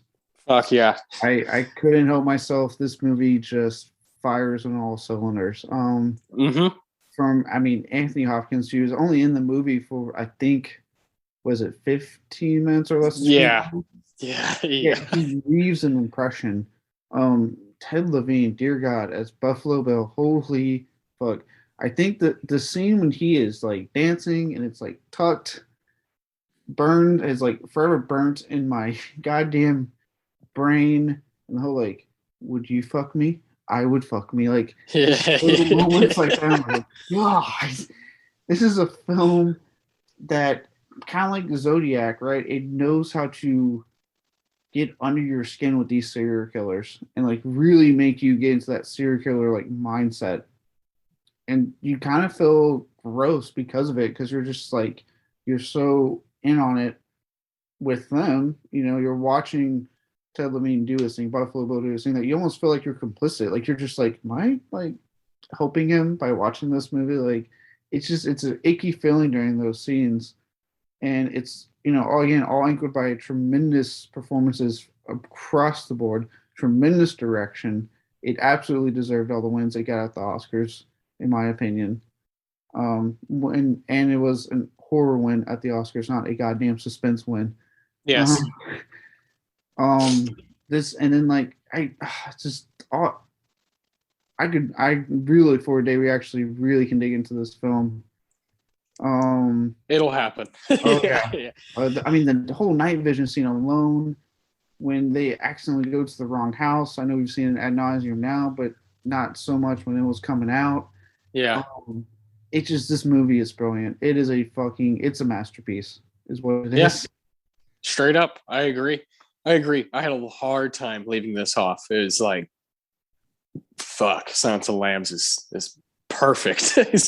Like you said, I think firing on all cylinders is the best way to put it. It's like a well-oiled machine, just doing what it does, and still works 30 years later. It's so rewatchable and so fun. You know, while it's so dark, it's just like, oh yeah, here we go, here's this scene, oh yeah, here's this scene, oh yeah, oh fuck. It just stacks it on top of each other, and it's epic. All right, I understand, Connor, you wanting to leave that one out, but guess what? My number one is the other movie you left out, The Shining from 1980. I couldn't do it. I'm the same as Caleb. I couldn't do it. I couldn't deny my love for a movie. Lambs is hard to keep out, but Shining, no way, no how. This is it. This is the pinnacle. This is the peak of complete mind fuckery, and does the same thing that Lambs does, where it's just like, you can watch this over and over and over and over and over and over. You'll find new stuff. You'll find different things. You'll find little bits of performances that are amazing. But The Shining, I think it's the thing I like about it most is kind of the lore behind it. You know, the documentaries made about it, the obviously the Stephen King adaptation, Stanley Kubrick being a just absolute freak of nature and wanting to change things because he thinks his creative mind is better than other people's, all that stuff. Jack Nicholson's performance, just crazy good. And the fact that critics and a lot of people just didn't like it when it came out. It's absolutely fascinating to me. And now it has this, you know, it has this reputation as being one of the best movies of all time. And I totally agree. Now it's over 40 years old and just amazing to me. The last time I watched it, the new thing that I noticed, because I was kind of looking for it, and this is something I had heard before. I'm not sure if it's in that documentary or not. Room 237, I think, is the name of the documentary. Right? Is that right? Yeah, that's right. Yeah. I watched that like 5-6 years ago, I think. And there's a bit, you know, at the beginning when Jack Torrance, when Jack Nicholson is walking into the hotel with his family and they're getting that tour. In that moment, you know, he looks at a guy who's wearing a burgundy coat and like looks at him and like kind of nods at him, and then turns to the guy behind him and makes fun of his limp, because the guy who in the burgundy coat, who's over like kind of adjusting stuff in a corner, has a limp, and Jack Nicholson kind of makes fun of it. And I was like, oh, holy shit, is this? Oh my God. I started to like figure out a lot of like why I love The Shining is when he's sitting down and he's writing, you know, and he's trying to like, he's like losing his mind. We see him without the burgundy coat, and then we see him with the burgundy coat on, Jack Nicholson himself. But that's not Jack Torrance. You know, this is the character that's written on the pages, I think. And I think that's what people have interpreted over all these years, is that in that moment, Jack Torrance is no longer, and now it's the caretaker. And now the caretaker who's on the page, that's why he has the limp when he's fucking holding the axe. And he's like, I think, and I agree with a lot of the people who think this, it's Jack Torrance's idea of the caretaker that he already saw in the hotel, but he's lost his mind to where it's like a fusion of the two people. And it's so fucking cool that a movie can do that within seconds, just seconds of them walking to the hotel. I never noticed that he does that. He makes fun of the guy's limp until, you know, I was like, oh my God, like this movie truly fucks me every time I watch it. Every time I check it out, I'm like, oh my God, look at this new thing. Look at this new thing. Look how brilliant the direction is here. Look how crazy the production design is. I love The Shining. And I know you guys do too.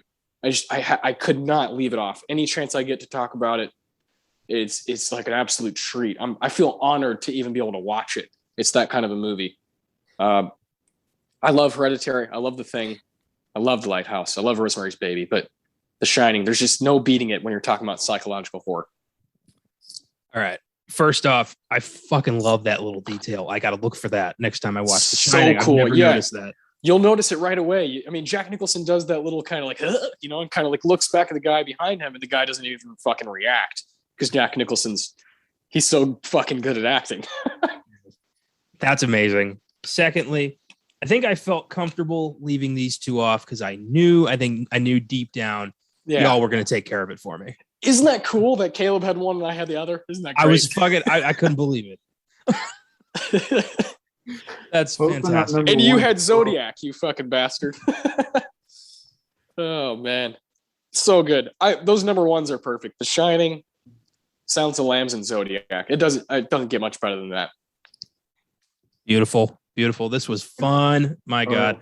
I love with that limp that they in Doctor Sleep, going back to Mike Flanagan, how he Flanagan. Ewan McGregor actually do the limp towards the end, just like Jack Nicholson. It was always something I really enjoyed watching in that movie. I need to rewatch Doctor Sleep. I haven't seen it since theaters. Same. So it's a great. I saw the 3. I have the Blu-ray with the 3-hour cut, and it's fucking awesome. No, yeah, I liked it a lot. With anything attached to The Shining, you're just like, oh my God, like don't fuck it up. And I don't think they did that, but there's just no way to match. You know, it's just impossible. God, is that Kubrick's best movie, The Shining? Yeah. You think so? You think so? I do. Yeah, I think. Doctor Strangelove's right behind it for me. Yeah, I was gonna say I love Clockwork, I love Strangelove, and I love Full Metal Jacket. I think those 4 are probably my 4 favorites of his. To me, his top 3 are The Shining, Doctor Strangelove, and Paths of Glory. Okay, that's fair. Totally fair. Yeah. I would say Shining, Doctor Strangelove, and Clockwork. I love Full Metal Jacket. I love the boot camp sequences a lot. It's usually one of the people that like when it gets to the Vietnam part, I'm not as on board. I don't think it's bad. It's just like compared to the brilliance of the boot camp sequence, it slightly lacks. I would love to do a Kubrick like worst to best ranking with you guys one day. Oh man. Well, you know, I'm also a big Eyes Wide Shut fan, so Kubrick's like that weird comfort food. Like I can't explain it, but just leave me alone. Let me enjoy this. It's that dish that you love, but everyone else looks at you like, really? Yeah, that shit smells bad. You're like, no, it tastes really good. And then Fucks you up. You have Fucks you the up one later guy on. in the room. That's like, who directed the moon landing, right? It's like, okay, dude, shut up, get out of there, get out of the room. Awesome. Oh man, that was fun as hell, man. So let's recap. Connor, go ahead and do your 5. Okay. Number 5, The Lighthouse. Number 4, Gerald's Game. Number 3, The Witch. Number 2, Split. Number 1, Zodiac. Caleb, go ahead. Number 5, The Perfection. Number 4, Split. Number 3, Seven. Number 2, Saw. And number 1, Silence of the Lambs. Very nice. That's a strong list. I have 5, Rosemary's Baby, 1968. Number 4, The Lighthouse, 2019. Number 3, The Thing, 1982. Number 2, Hereditary, 2018. And number 1, The Shining. So I have 2 80s movies, 2 2010s movies, and a 60s. Tried to go all over the board there. Surprised the 70s didn't come up like at all. Yeah, I tried to pick stuff that I knew I had strong feelings about, and I didn't really stray outside the 2010s apart from Zodiac.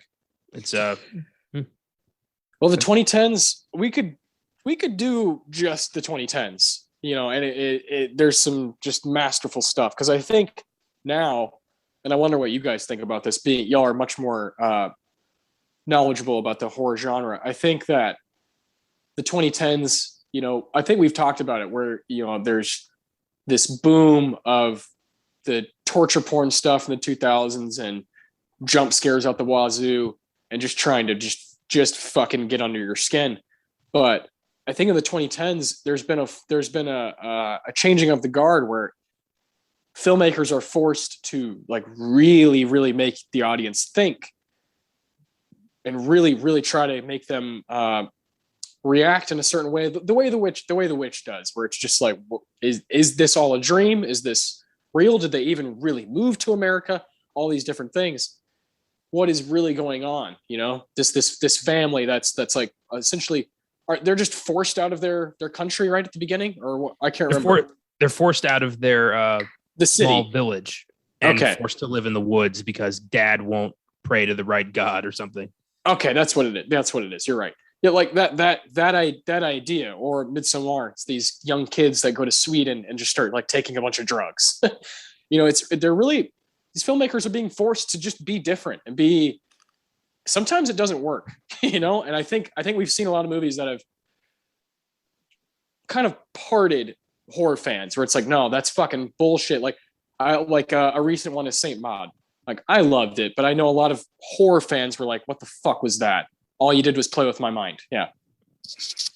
I don't know about forced, because you've still got directors like James Wan and Darren Lynn Bousman like delivering. Yeah, those are big names though. I think like Ari Aster probably couldn't just do that. I think he had to kind of make a Hereditary and a Midsommar, and I think Jordan Peele had to make a Get Out to not just be like, oh, here comes another guy. James Wan is James Wan. He can do whatever the fuck he wants. But I see what you're saying too. Well, I think that this stuff comes in waves. Yeah. And right now the big thing is psychological horror, or dramas wearing a horror costume and making it into the party. Yeah. That's the big thing right now. In 10 years, it could be fucking monster movies could come back, and we'd have like another Frankenstein boom or some shit. It could be vampires again in 10 years. Who knows? I remember the slew of vampire movies from like 2008 on, and then that just kind of stopped. So this stuff comes in waves. There's a popular thing every few years, and there's a shit ton of. Remember how insanely huge zombies were for like 3 years? Where we got like Zombieland and The Walking Dead and everything like that. It was all zombies. World War Z. Yeah. Yeah. So I'm sure, in a few years things will change. Yeah.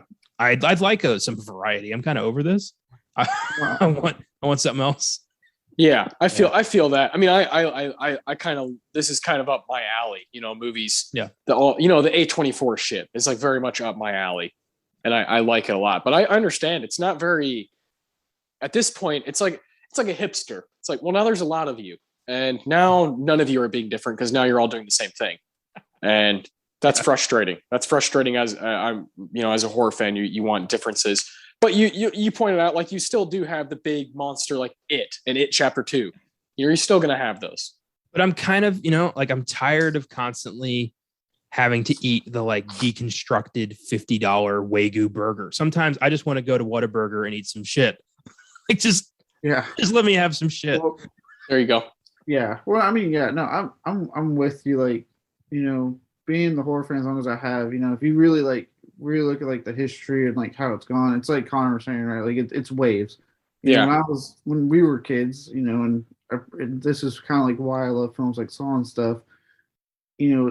2003 marked the remake craze when Texas Chainsaw 03 came out, and it just busted the door open for remakes, along with J-horror stuff that was coming out like crazy.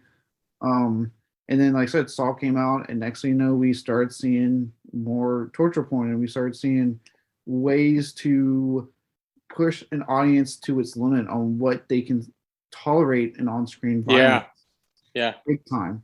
And the response to that, because people were kind of like, you can only push it so far, was found footage, with Paranormal Activity being a huge hit, and eventually the paranormal boom that we are still kind of going through it, The Conjuring. And again, that became big. We got a lot of it. And then A24 came out the gate with The Witch. Yeah. That was a huge hit. And then next thing you know, we did get, like, as much as I hate to say it, I'm going to do it air quotes. I know no one can see it. Elevated fucking horror. Yeah, elevated. Yeah. It's still going strong, apparently. But, with that said, it's like you said, it's at the same time, who knows, but we kind of know where this is going right now. If you kind of look at like what's been huge hits and what's been announced, you can tell what the next wave is. Stephen King is obviously a part of the next big wave. That means more of his adapted work. The other one is, if you pay attention to what's been announced, slashers. Slashers are making a humongous comeback thanks to Halloween 2018. I mean, we have. True. There's an Evil Dead. It is filmed. It's wrapped. It's coming out next year on HBO Max. We got a new Scream. We got 2 different fucking versions of Hellraiser. Yes. I mean, Friday 13th finally got out of fucking court. So, we might hopefully at some point hear stuff about that. There's supposed to be a new Texas Chainsaw. I'm not sure who the fuck knows what Netflix is doing with it right now. Yeah. So it's like, if you do pay attention, you can kind of see where these waves are going. And, like you said, like, I do think, like, as much as I've been enjoying some of what A24 puts out, I'm kind of with Connor. I'm kind of getting burnt out myself. It's interesting that the response is, let's go back to old school stuff. Let's go back to simplistic, what we know type of stuff. It's almost like the response to it, which I think is interesting. If it ain't broke, don't fix it. Yeah, I agree. Very cool. I love conversations like this. It's cool to be able to kind of explain your not your side in it necessarily, but just your perspective, and what you see going on. And it I guess with all genres, waves, that's just how it's always been, always going to be. I think horror and comedy are just the two that are easiest to pinpoint, of like, look where this is going, look what's happened, look what can't happen anymore. And, then people adjust to it. So I think you're right, Connor, that these directors weren't forced. They just adjusted to what's popular. Yeah. I mean, doing the sneak preview this year and having to watch these movies pretty much like right when they come out has really kind of forced me to pay attention to like trends and where this is going. And that's been great. It's been nice to kind of have my finger on the pulse for the first time, really. And I'm excited for the future. I am seeing like a lot of, we're in transition right now from A24 horror dramas, elevated horror, to a slasher resurgence, and more of a kind of, the fans of the kids who saw it in the 80s growing up and getting to do their opportunity, like their chance on some of their favorites. Like it's a nice thing to witness. Yeah, for sure, man. I love it. Very cool. Very cool. That was a lot of fun. Thank you for sticking with us through that, doing top fives. We're all very passionate about the movies we like, so we can go on and on forever. But, we're going to talk a little bit about whatever happened to Baby Jane. that is the movie of the episode. So it's like I mentioned at the top of the show, it was nominated 5 times at the 35th Academy Awards. It won 1 for Best Costume Design. We can briefly go through those. Connor, I'll let you kind of take over. We can start with Best Sound, the most interesting and stupid probably category in Oscar history. Best Sound, just all together. That's stupid. It's just stupidly named. Yeah. Best Sound. Best Sound Design. There, I fixed it. But anyway, we have Bon Voyage, The Music Man, That Touch of Mink, Whatever Happened to Baby Jane, and the winner, Lawrence of Arabia, one of the most celebrated Oscar films in history. Yeah, won the big old Best Picture. Yeah. It's a good movie. Sound didn't really play a very big part in Baby Jane from what I saw. I don't really have much to say here. No, neither do I. Doing these categories. We talked about this when we last week when we were doing Nomadland, where it's like, oh, we've seen every movie inside these categories, and it's just very easy to say, I like this one over that one. But with these, it's very difficult because we haven't seen everything, and with a category like this, just like, okay, Best Sound, I guess cool. Lawrence of Arabia, yeah. Oh. Sound and editing are like the 2 weirdest awards to me, because like I was talking to Josh about it one day. He made a point, like, at least with editing, like, unless it's like a stylistic choice to edit your film some way for you to notice things in the film you're making, most of the time you're not supposed to fucking notice it. Like, yeah. A good movie, you won't really notice edits. I've noticed it when it's been a bad movie and I'm bored out my fucking eyes and I'm pinpointing things I hate, then I've noticed it. But when I'm into the movie, it's like, no, I haven't fucking noticed it. The same with sound, like, unless I'm sitting there trying to show off my home theater design, I'm not noticing sound in a movie. Yeah, I totally feel that. Yeah. Best cinematography, black and white. We have Birdman of Alcatraz by Bernard Guffey, To Kill a Mockingbird. Yeah. I've not seen Birdman of Alcatraz yet. I know I love it. Yeah, of course you will. Yeah.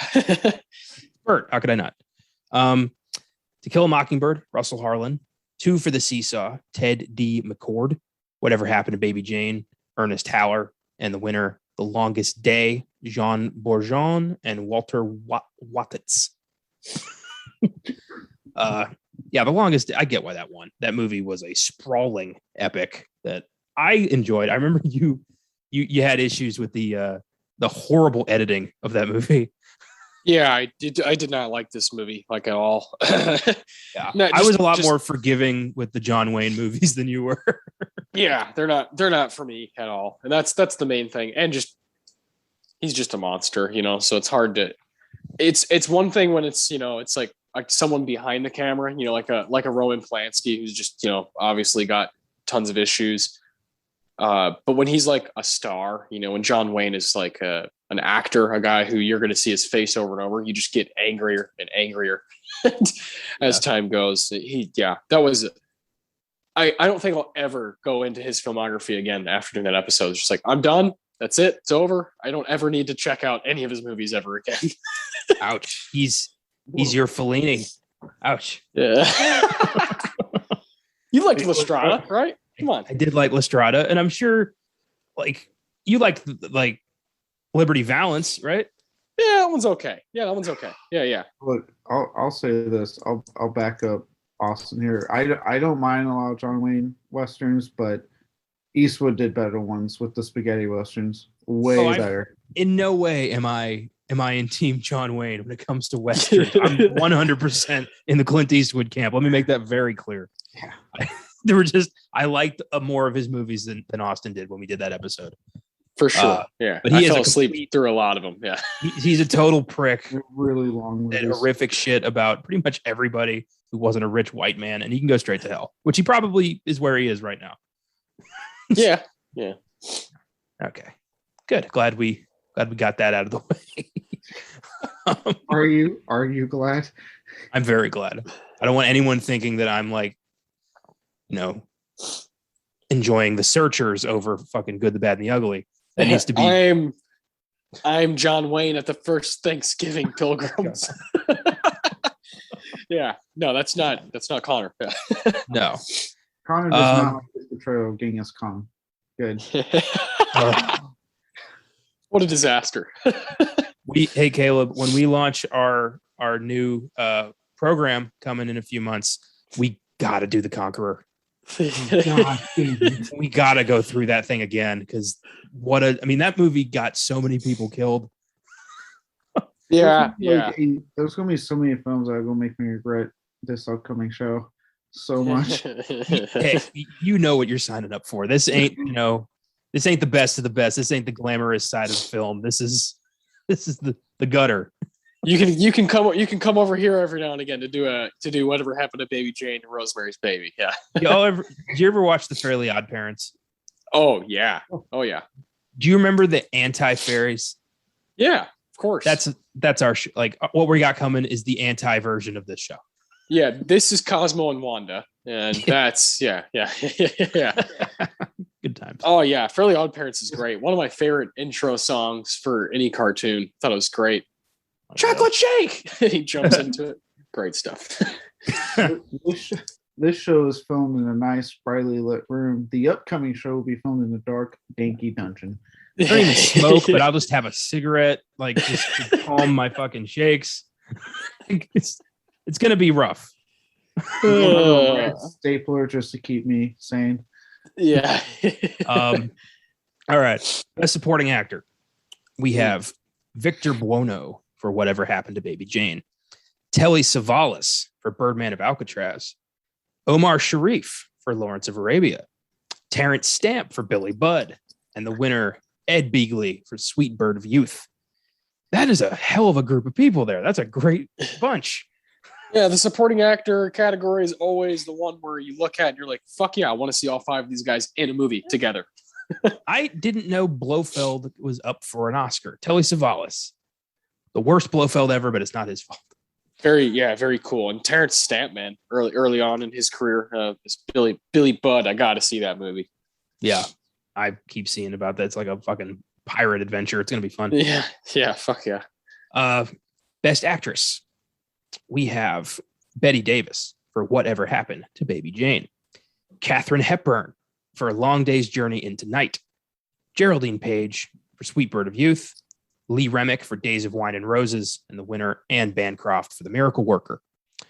The Miracle Worker is a film I've always wanted to see. I know it's a classic, and Anne Bancroft and other actors I've not really tapped into much. I saw The Graduate, thought that was good. But yeah, I'm sure she earned that Oscar. Yeah, The Graduate is fucking great. That's a good way to just kind of introduce yourself to late 60s stuff and kind of check out, Mike Nichols and see what's changing in Hollywood. And that's where, Betty Davis is up, but Bancroft wins and she was not there. She was not in attendance. So that's when Joan Crawford was like, I'll do it. God, I can't imagine spending that much energy and time into keeping a feud going. I feel like they had so many opportunities to just say let's move on with our lives, but no. They were both just petty enough to constantly be in each other's business for so long. Yeah. Brilliant. That rich and that famous. You have much more time on your hands than most people do. That's true. I feel like if I was worth more, I'd probably hate more people. Yeah, it's like they say, you can't. What is it? You can't. Oh, I think it's the Social Network. It's like the tag. It's like you can't get all these followers without making a few enemies. It's like that's just how it's going to be. Yeah, I don't have enough time to hate people. I just don't have enough time to keep that going. I just don't. I don't have enough time to play my growing stack of video games. I don't have enough time to put effort into hating someone. Yeah. Friendship's easy. Enemies, you got to maintain that shit. Yeah. Yeah. Friendships, you can come and go, man. Just pick back up where you were. Yeah. I mean, Caleb, when you were, away on your thing, or I don't know how much we're allowed to say. When I was away on my deployment, you can say there that. It is. Okay. Like, we didn't talk for like years. And then when we did, boom, there it is. But like, it's just easier to maintain friendships. Like, we could not talk for years and then start talking, and it's like nothing ever happened. Yeah. I wasn't away for 11 months or anything. Finally, the one win Baby Jane got, best costume design, black and white. We've got Days of Wine and Roses, The Man Who Shot Liberty Valance. Fuck yeah, I love that movie. The Miracle Worker, Phaedra, and the winner, Whatever Happened to Baby Jane. Well, costume design, I guess. I mean, it's just dresses, really. I don't look when I think costume design. Admittedly, this is when I do think of, like, I know I make fun of it all the time, but your Oscar bait period pieces I love to mock. Usually, that's what I expect. Like, you have a very ornate costume design happening. Not it's a movie where it happens in life, and you're wearing something that someone in the audience watching your movie is probably fucking wearing anyway. Yeah, I say give this to Liberty Valance. I mean, that movie had legit, decent costume design, and I happen to have a great affinity for that movie. Wait, are you going to spend this whole episode just constantly defending Liberty Valance? Like, it's a good movie. You like it? Yeah, it's good because it's got James Stewart, and it's got fucking Lee Marvin. So it's got good stuff going for it. But I don't know, it's fine. I love Jimmy Stewart. I'm just going to sit here and just like watch this whole Liberty Valance thing explode by the end of the episode. Yeah. Bigger, and then I'm just here going, oh, this got interesting. Yeah. Well, those are the Oscars for Baby Jane. Didn't quite make it into Best Picture, although it is an interesting bunch of films there. All five of these are considered masterpieces. I've seen 3 of them. Lawrence of Arabia, The Longest Day, The Music Man, Mutiny on the Bounty, and To Kill a Mockingbird. Mutiny on the Bounty is my favorite of the ones I've seen. I've seen 4 of these. I haven't seen Meredith Willson's The Music Man. Mutiny on the Bounty. Oof. Let's fucking go. I haven't seen Mutiny on the Bounty or To Kill a Mockingbird. You've seen Meredith Willson's The Music Man. I've seen The Music Man. I had to watch that in music class in 6th or 7th grade over the course of like 2 weeks because it's long as shit. And it's actually quite a charming movie. So. Good. Yeah, Lawrence of Arabia is awesome. Yeah, Mutiny. I love Mutiny on the Bounty. It's a cool movie. No, I'm gonna love that movie. I just have to sit down and watch it. I own that one. I've had that one for some time. I don't know if it's on something, but you can borrow it whenever you want, man. I have the 30s one with Clark Gable. I own that one. Oh, there you go. Yeah. That makes sense. I've seen 0 of these movies. We know. And the last couple of films I got was a Toxic Avenger Blu-ray set and Demons 1 and 2 on 4K. I bought today the Criterion collection of the Royal Tenenbaums and a double feature of My Blue Heaven and The Man with Two Brains. So let's go. It was $6. I'm not going to say no. Tenenbaums. That's a good pickup. Yeah. I'm on a Criterion hunt now. I'm trying to get like a nice Criterion collection of my own. I've got about 9 so far. Yeah, I only have 20 maybe. I want a lot more. Yeah, I want them all. But I'm not paying like Barnes and Noble prices. I'm paying half price prices. Yeah, me too. Or if the actual website has like a big sale where it's like 50% off. Yeah, then I'll budge. But yeah, like at Barnes and Noble, I saw I think Arrow makes really fucking cool cases as well. I think them and Criterion are the best within like the artwork. I saw a Dune, the 1984 Dune Arrow edition. It was like $45.99. I'm like, okay. I mean, I came to Barnes and Noble to find some deals, not fucking cut my fucking toes off for a fucking movie. Jesus. And this is the 84 Dune. Yeah, which is not good, but it's so fucking weird and bonkers that I would love to own it one day. It's in the Criterion collection? No, Arrow. I've seen the release on the Arrow site. They put a lot of stuff into it. Yeah, I figured the case is fucking bonkers. It looks so cool. It has the sandworms, up on it and stuff. And yeah, I wanted to get it, but just that's too much for a movie that I don't really like that much. Also, yeah, I own 2 Arrow releases. Actually, 2 Russ Craven movies. Last House on the Left and The Hills Nice. Have Eyes, and they come Nice. back like Last House. Their edition of that movie has like a booklet, a poster, 3 different cuts of the film, the soundtrack. Like they came loaded. In regards to Dune, honestly, like if you can shine a piece of shit up as much as you want, put it in a really nice box, it's still a piece of shit. People love that Dune, and I kind of want that. Well, I don't care for it. I know. I know you don't. Yeah, it's silly. It's really silly and very 80s. But I understand both sides to that one for sure. I like the new one. Okay, let's also know. Let's finish this off. yeah. Let's do our awards.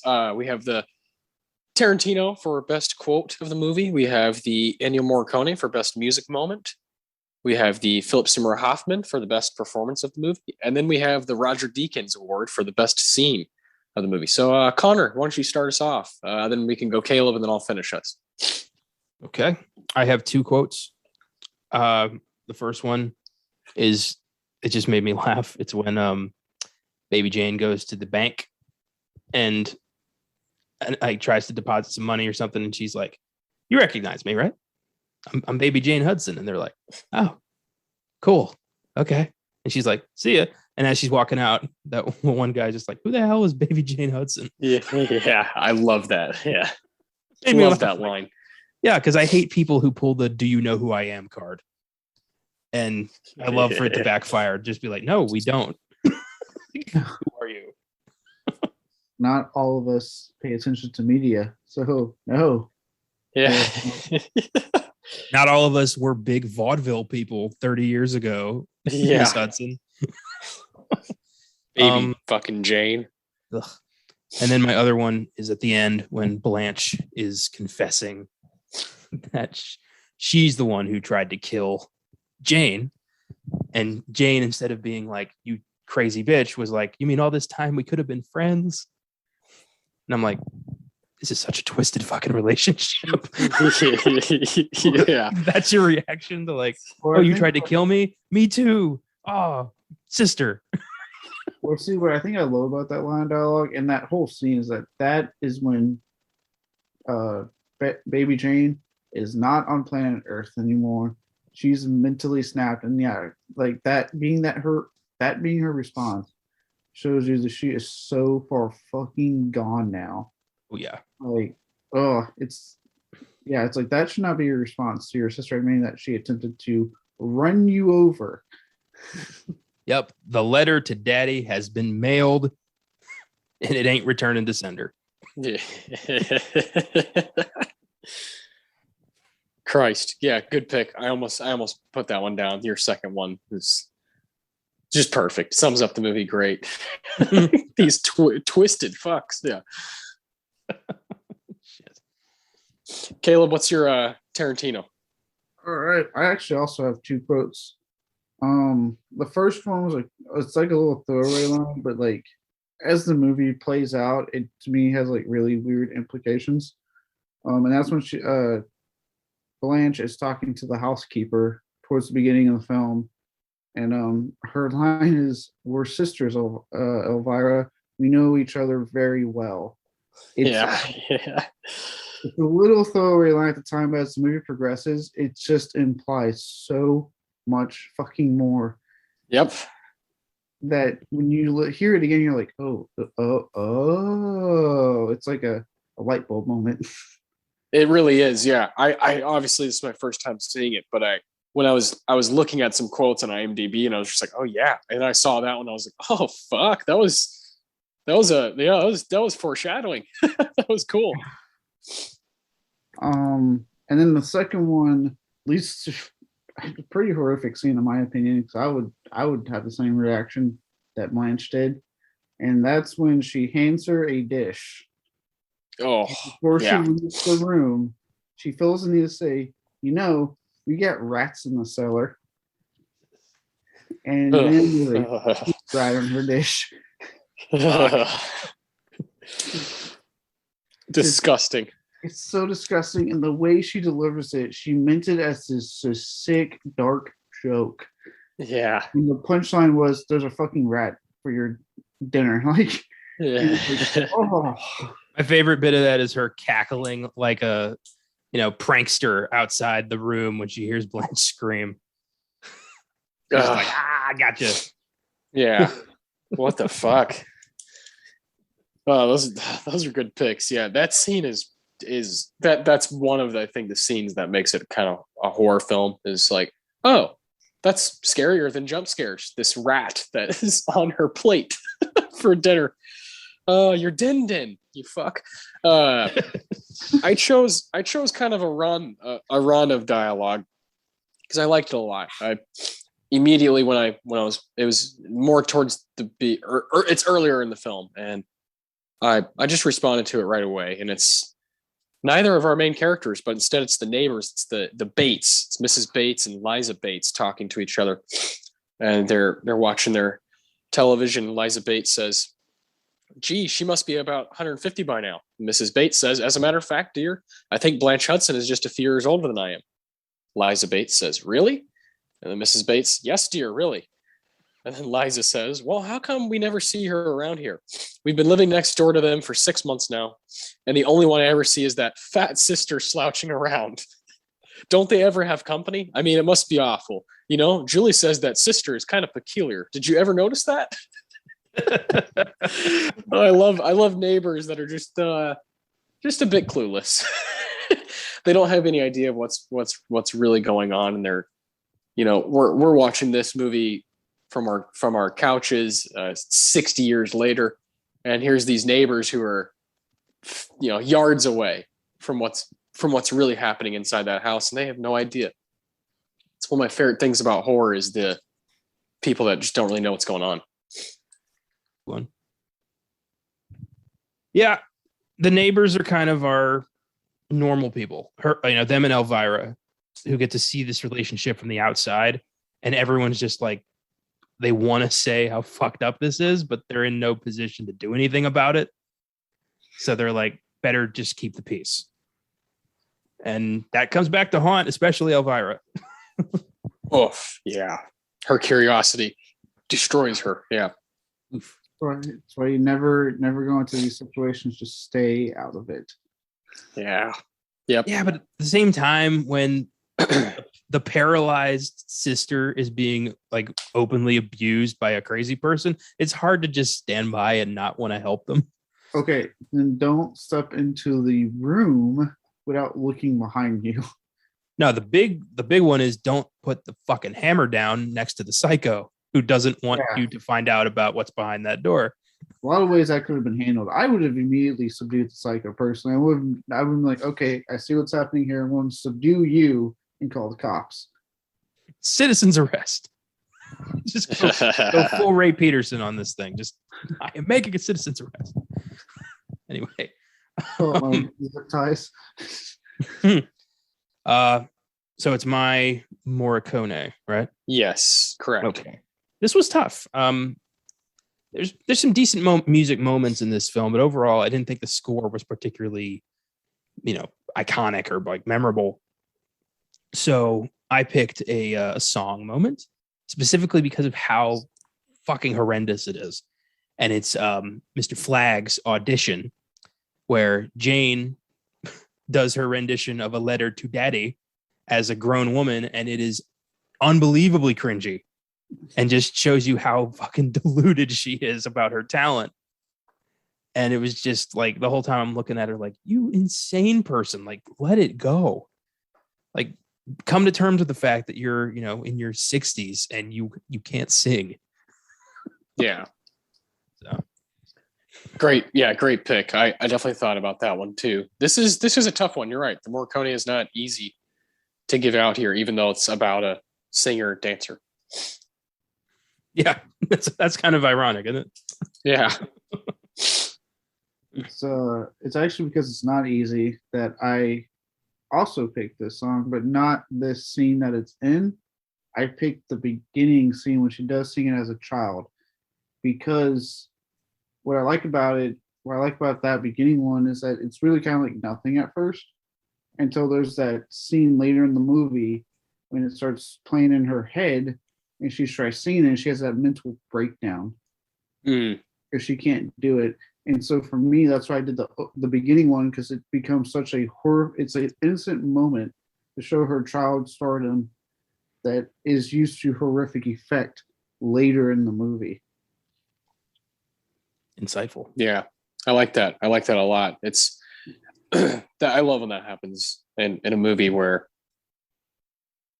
the power of a score or a soundtrack can come back around for much more meaning. That's a good pick. I didn't really think about that. My Morricone goes to the moment when it's at the very end of the movie when Jane is dancing with people circled around her. And it didn't matter what was playing right there. She's just like, oh, people watching me and I get to dance. I get to dance in front of them. It's like, this is me fulfilling my purpose. Just people. I just need eyes. I need eyes on me. And I love how you can faintly hear in the crowd, people just like, is she some lunatic or something? They're just like, what's wrong with her? She's crazy. And she's just happy as can be. And then you have the end, and you're like, oh, Jesus, that was a dark movie. And I love when that happens. I love when there's some kind of stick to the landing. And I like the ending on this movie. I would have loved if there had been just one person who was like, oh my God, it's Baby Jane Hudson. Yeah. Yeah. Holy shit. Like one crazy person with like a Baby Jane 1918 t-shirt or something like that. Yeah, it's got the tour on the back. It's got all the stitties. She's got the pigtails, like it's all she cares about. And she's like, oh my God, it's her. I never thought this day would come. Yeah. Oh man. That's great. Oh boy. So this next one I think is going to be very, very interesting. Who won this movie? Yeah. What's the PSH? The best performance of the movie. Who do you got? So I think this is going to be pretty, I mean, it's Joan versus Betty, obviously. Yeah, 100%. Mines will be drawn today. Yes, they will. Yeah. And I think because I wasn't expecting her to be as subdued, I went with Joan Crawford. I knew it. Well, to be fair, I did kind of tell you that earlier today. Yeah. When I saw you, I had a feeling. Yeah, I kind of let it slip. I didn't, as I was saying, I'm like, I probably shouldn't be telling him this. It's fine. It's fine. It's one or the other. It's a coin flip. And this was my first time with both of these actresses. And Betty Davis is lights out. She's fucking crazy. But I'd heard my whole life that Joan Crawford was a fucking lunatic. So to see her play somebody who's very well balanced was kind of a shock to me. So I was very much like, rooting for Blanche, like, yeah, like, come on, fight her, like, you can do this. And at the end, when she's like, I tried to kill you, and I'm like, oh, okay, they're both fucking nuts, just at different degrees. So yeah, I went with Joan. Totally fair. Caleb, who do you got? Who do you have in this race? Oh man, all right. Well, me being me and being a sucker for over the top, zany performances. It looks like we won't need a tiebreaker in you, Austin, because I went with Betty Davis. Yeah, me too. Yeah. Oh, yeah. There you go. Yeah. Don't get me wrong, Joan Crawford is brilliant in this movie. And I've heard the crazy stories. I've seen Mommy Dearest with the fucking coat hangers. Like, yeah, I'm aware of like Joan Crawford's legend. And it is impressive that with that she plays such a subdued character. But God, Betty Davis it's like she's going for broke. Yeah. Like she's trying to prove something. She doesn't have to. She's Betty Davis at this point. Yeah. She is anyway. And she just goes all in from, like we were talking about, the delusion of grandeur she has throughout this movie, her sadistic streak towards her sister, and the just complete loss of who she is by the end of the movie. It's a fucking roller coaster of a performance, and she aces every single part of it. Yeah, I didn't, I agree with you. She's great. It just, to me, it's not much of a stretch for Bette Davis to play a bitterly jealous, constantly upstaging diva who really hates the other woman in the house. Yeah. The house who apparently really hates coat hangers. I'll never let that die for Mommy Dearest. Goddamn it! I got to see that movie. I've heard about the no wire hangers bit. I don't know. I don't know any context, but I've heard that bit. I watched it with this movie because I had heard about those two films all my life. I think TCM was showing them finally, and that's how I saw both these movies. And I fell in love with both. Both are wonderful fucking films. That would have been a good idea. Yeah, I should have done that. Neato. Oh yeah. Yeah, she's dare I say one of the best non-supernatural, very, very human. One of the best villains I've ever seen is Bette Davis in this movie as Baby Jane Hudson. Just like, what the fuck? And I agree with you, Connor. I think Joan Crawford is probably, especially people our age who are trying to go back and watch old stuff, it's more shocking what she's doing in it. Like, oh wow, that's Joan Crawford, but she seems, like you said, balanced in this movie until the end. Bette Davis is just is like what Caleb said, going for broke. She's just swinging for the fences every single scene, and it pretty much works every time.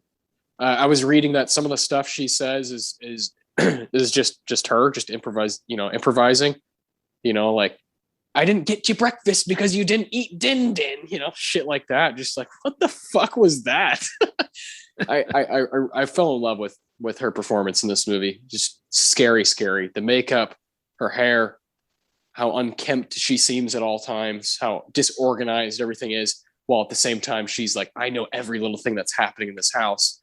Just a masterclass. They're both so good. It is like watching two like incredible tennis players just bam, bam, back and forth, just rallying. And that's one of my favorite things in movies is watching two people.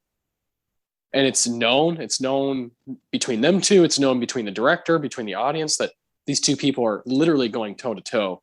And I love that about it. It's like a boxing match. And I had a lot of fun. I'm going to buy this movie. I'm definitely going to own it. It's just a lot of fun. And she's a big reason why, is just her kind of unpredictable, ridiculous range in this movie. So I'm very intrigued by both these actresses and kind of checking out some of the older stuff. Yeah, I'm right there with you. Cool. So, all right, the Deacons. I'm excited for this. This has some great scenes. Mine is the first real, in my opinion, the first real venture into horror, and that's when Jane kills Elvira. Oof. Because you don't see it coming until she puts down the hammer, and then you're like, oh no. Like, as soon as I saw the hammer on its own, I had this, I verbally went, no.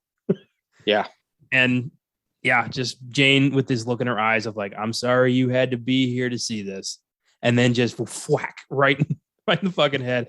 And then she goes and hides the body. Like, wow. Like, this is a different movie now.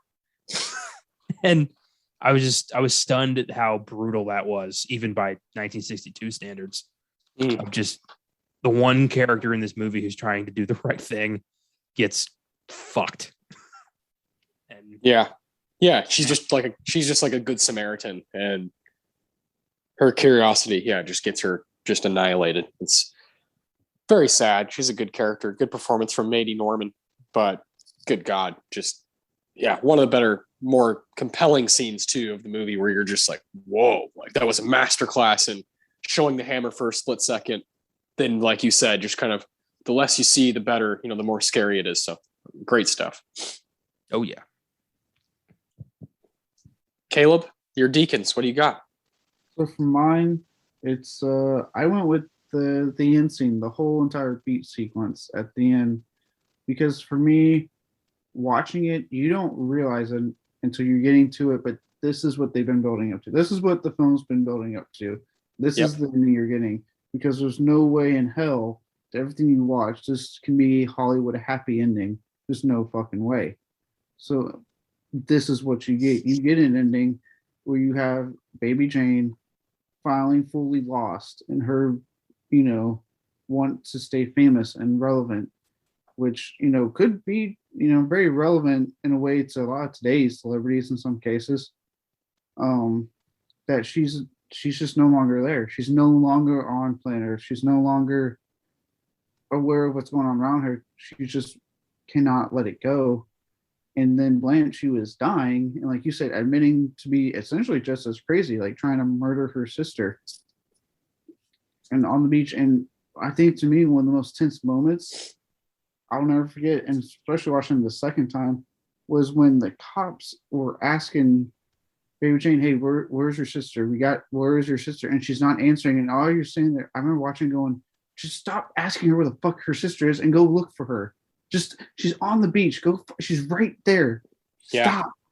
It's like, it's one of those statistics. I'm like, stop. Just go fucking find her. You're not going to get a goddamn answer. She's right there.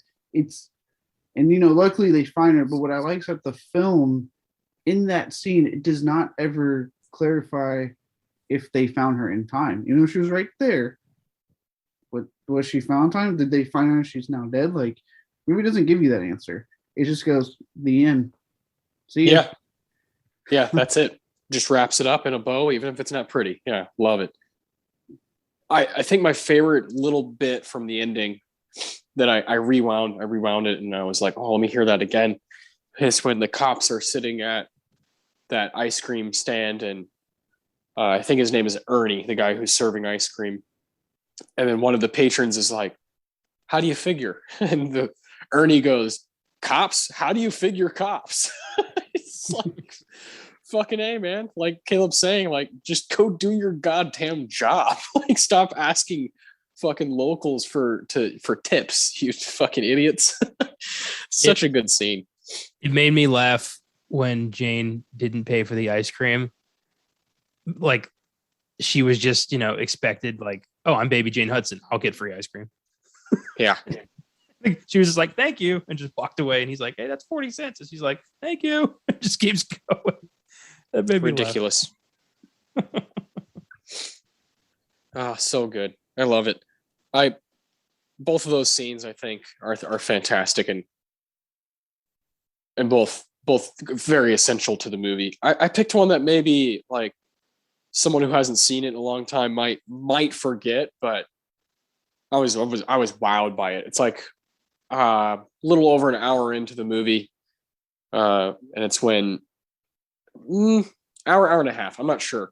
Can't remember exactly when it happens, but it's when Blanche is on the phone with Dr. Shelby, and Jane can kind of hear her, through the other side of the door, and Blanche doesn't know yet that she's like paying attention to everything that's happening. Yeah. Blanche is like talking to the doctor. Yeah, she's emotionally disturbed, and like when Jane comes in, and she's just she just takes over. She's like, oh, I have to go into like survival mode here to keep my lifestyle up. She's like, fakes to Dr. Shelby. No, like, she's gone to a different doctor. No, there's nothing we can do about that to get the doctor, off the hook. And then she just starts fucking wailing on her sister, like kicking her and punching her, fucking calling her names. I was frightened by that scene. I was like, holy shit, Bette Davis, like, you really wanted to beat the shit out of Joan Crawford. Oh my God. And it's crazy because that's, it's with the ending, that whole scene changes, it's like, what is Blanche really doing there? Is Blanche really trying to get out of there? Does she know that Jane is everywhere, that she has eyes in the back of her head? She sees everything and hears everything. It's a movie I want to rewatch for those reasons, just to kind of gain more stuff on the perspective of the two main characters. I love that scene. I thought it was really well done. I love Dr. Shelby just kind of like, huh? Well, I think I need to come there to get more information. He's just a typical typical, American doctor in the 50s, 60s, who's just like, what? Who? Hey, okay. And he wants to go check it out. But then when he's told that she's gone to a different doctor, he's like, okay, not my problem. I love that. Love that about it. I thought it was so quick and scary and weird. And I love phone conversations. When we talked about Rosemary's Baby, one of my favorite scenes in that movie is when she's on the phone with the doctor, and he's like, "This bitch is crazy." It's like, no, she's not. No, she's not. She's all of it's true. I love scenes like that. Very cool use of the telephone. Where now these kinds of scenes just aren't as impressive because everybody has a phone. Everybody has an iPhone at all times. Blanche has to make a serious effort to get to this phone. She's in a wheelchair and the phone gets disconnected and it's downstairs and she's like, fuck, I have to. Isn't that crazy that she's so trapped in this house that like literally a lifeline is like what she has to get to, a telephone line? It's really crazy because she can't just get on Twitter like everybody else would. It's cool. I love that about old movies. Yeah, for sure. This is a film that couldn't really exist today for multiple reasons. Yeah. I love how easy it is for Jane to convince people not to come check on Blanche. Like, it's crazy. It's like nobody wants to, and they're just waiting for somebody to give them an out. It's fucking crazy, especially the doctor, who is such a terrible doctor. Just like, well, women are clearly insane, not my problem. So I'm gonna just golf. Like, that's movie doctors from the 50s and 60s. They're all like that. Sounds like something bad's happened there. No, well, I'm gonna go golf. Yeah. This didn't sound right. That's weird. Blanche calling me back sounded a lot like Jane, but that's not my problem. I'm not her doctor anymore. She says she's a doctor. I'm off the hook. Exactly. Yeah. Time is at 3, and I'll be damned if I'm missing it again. It's really ridiculous.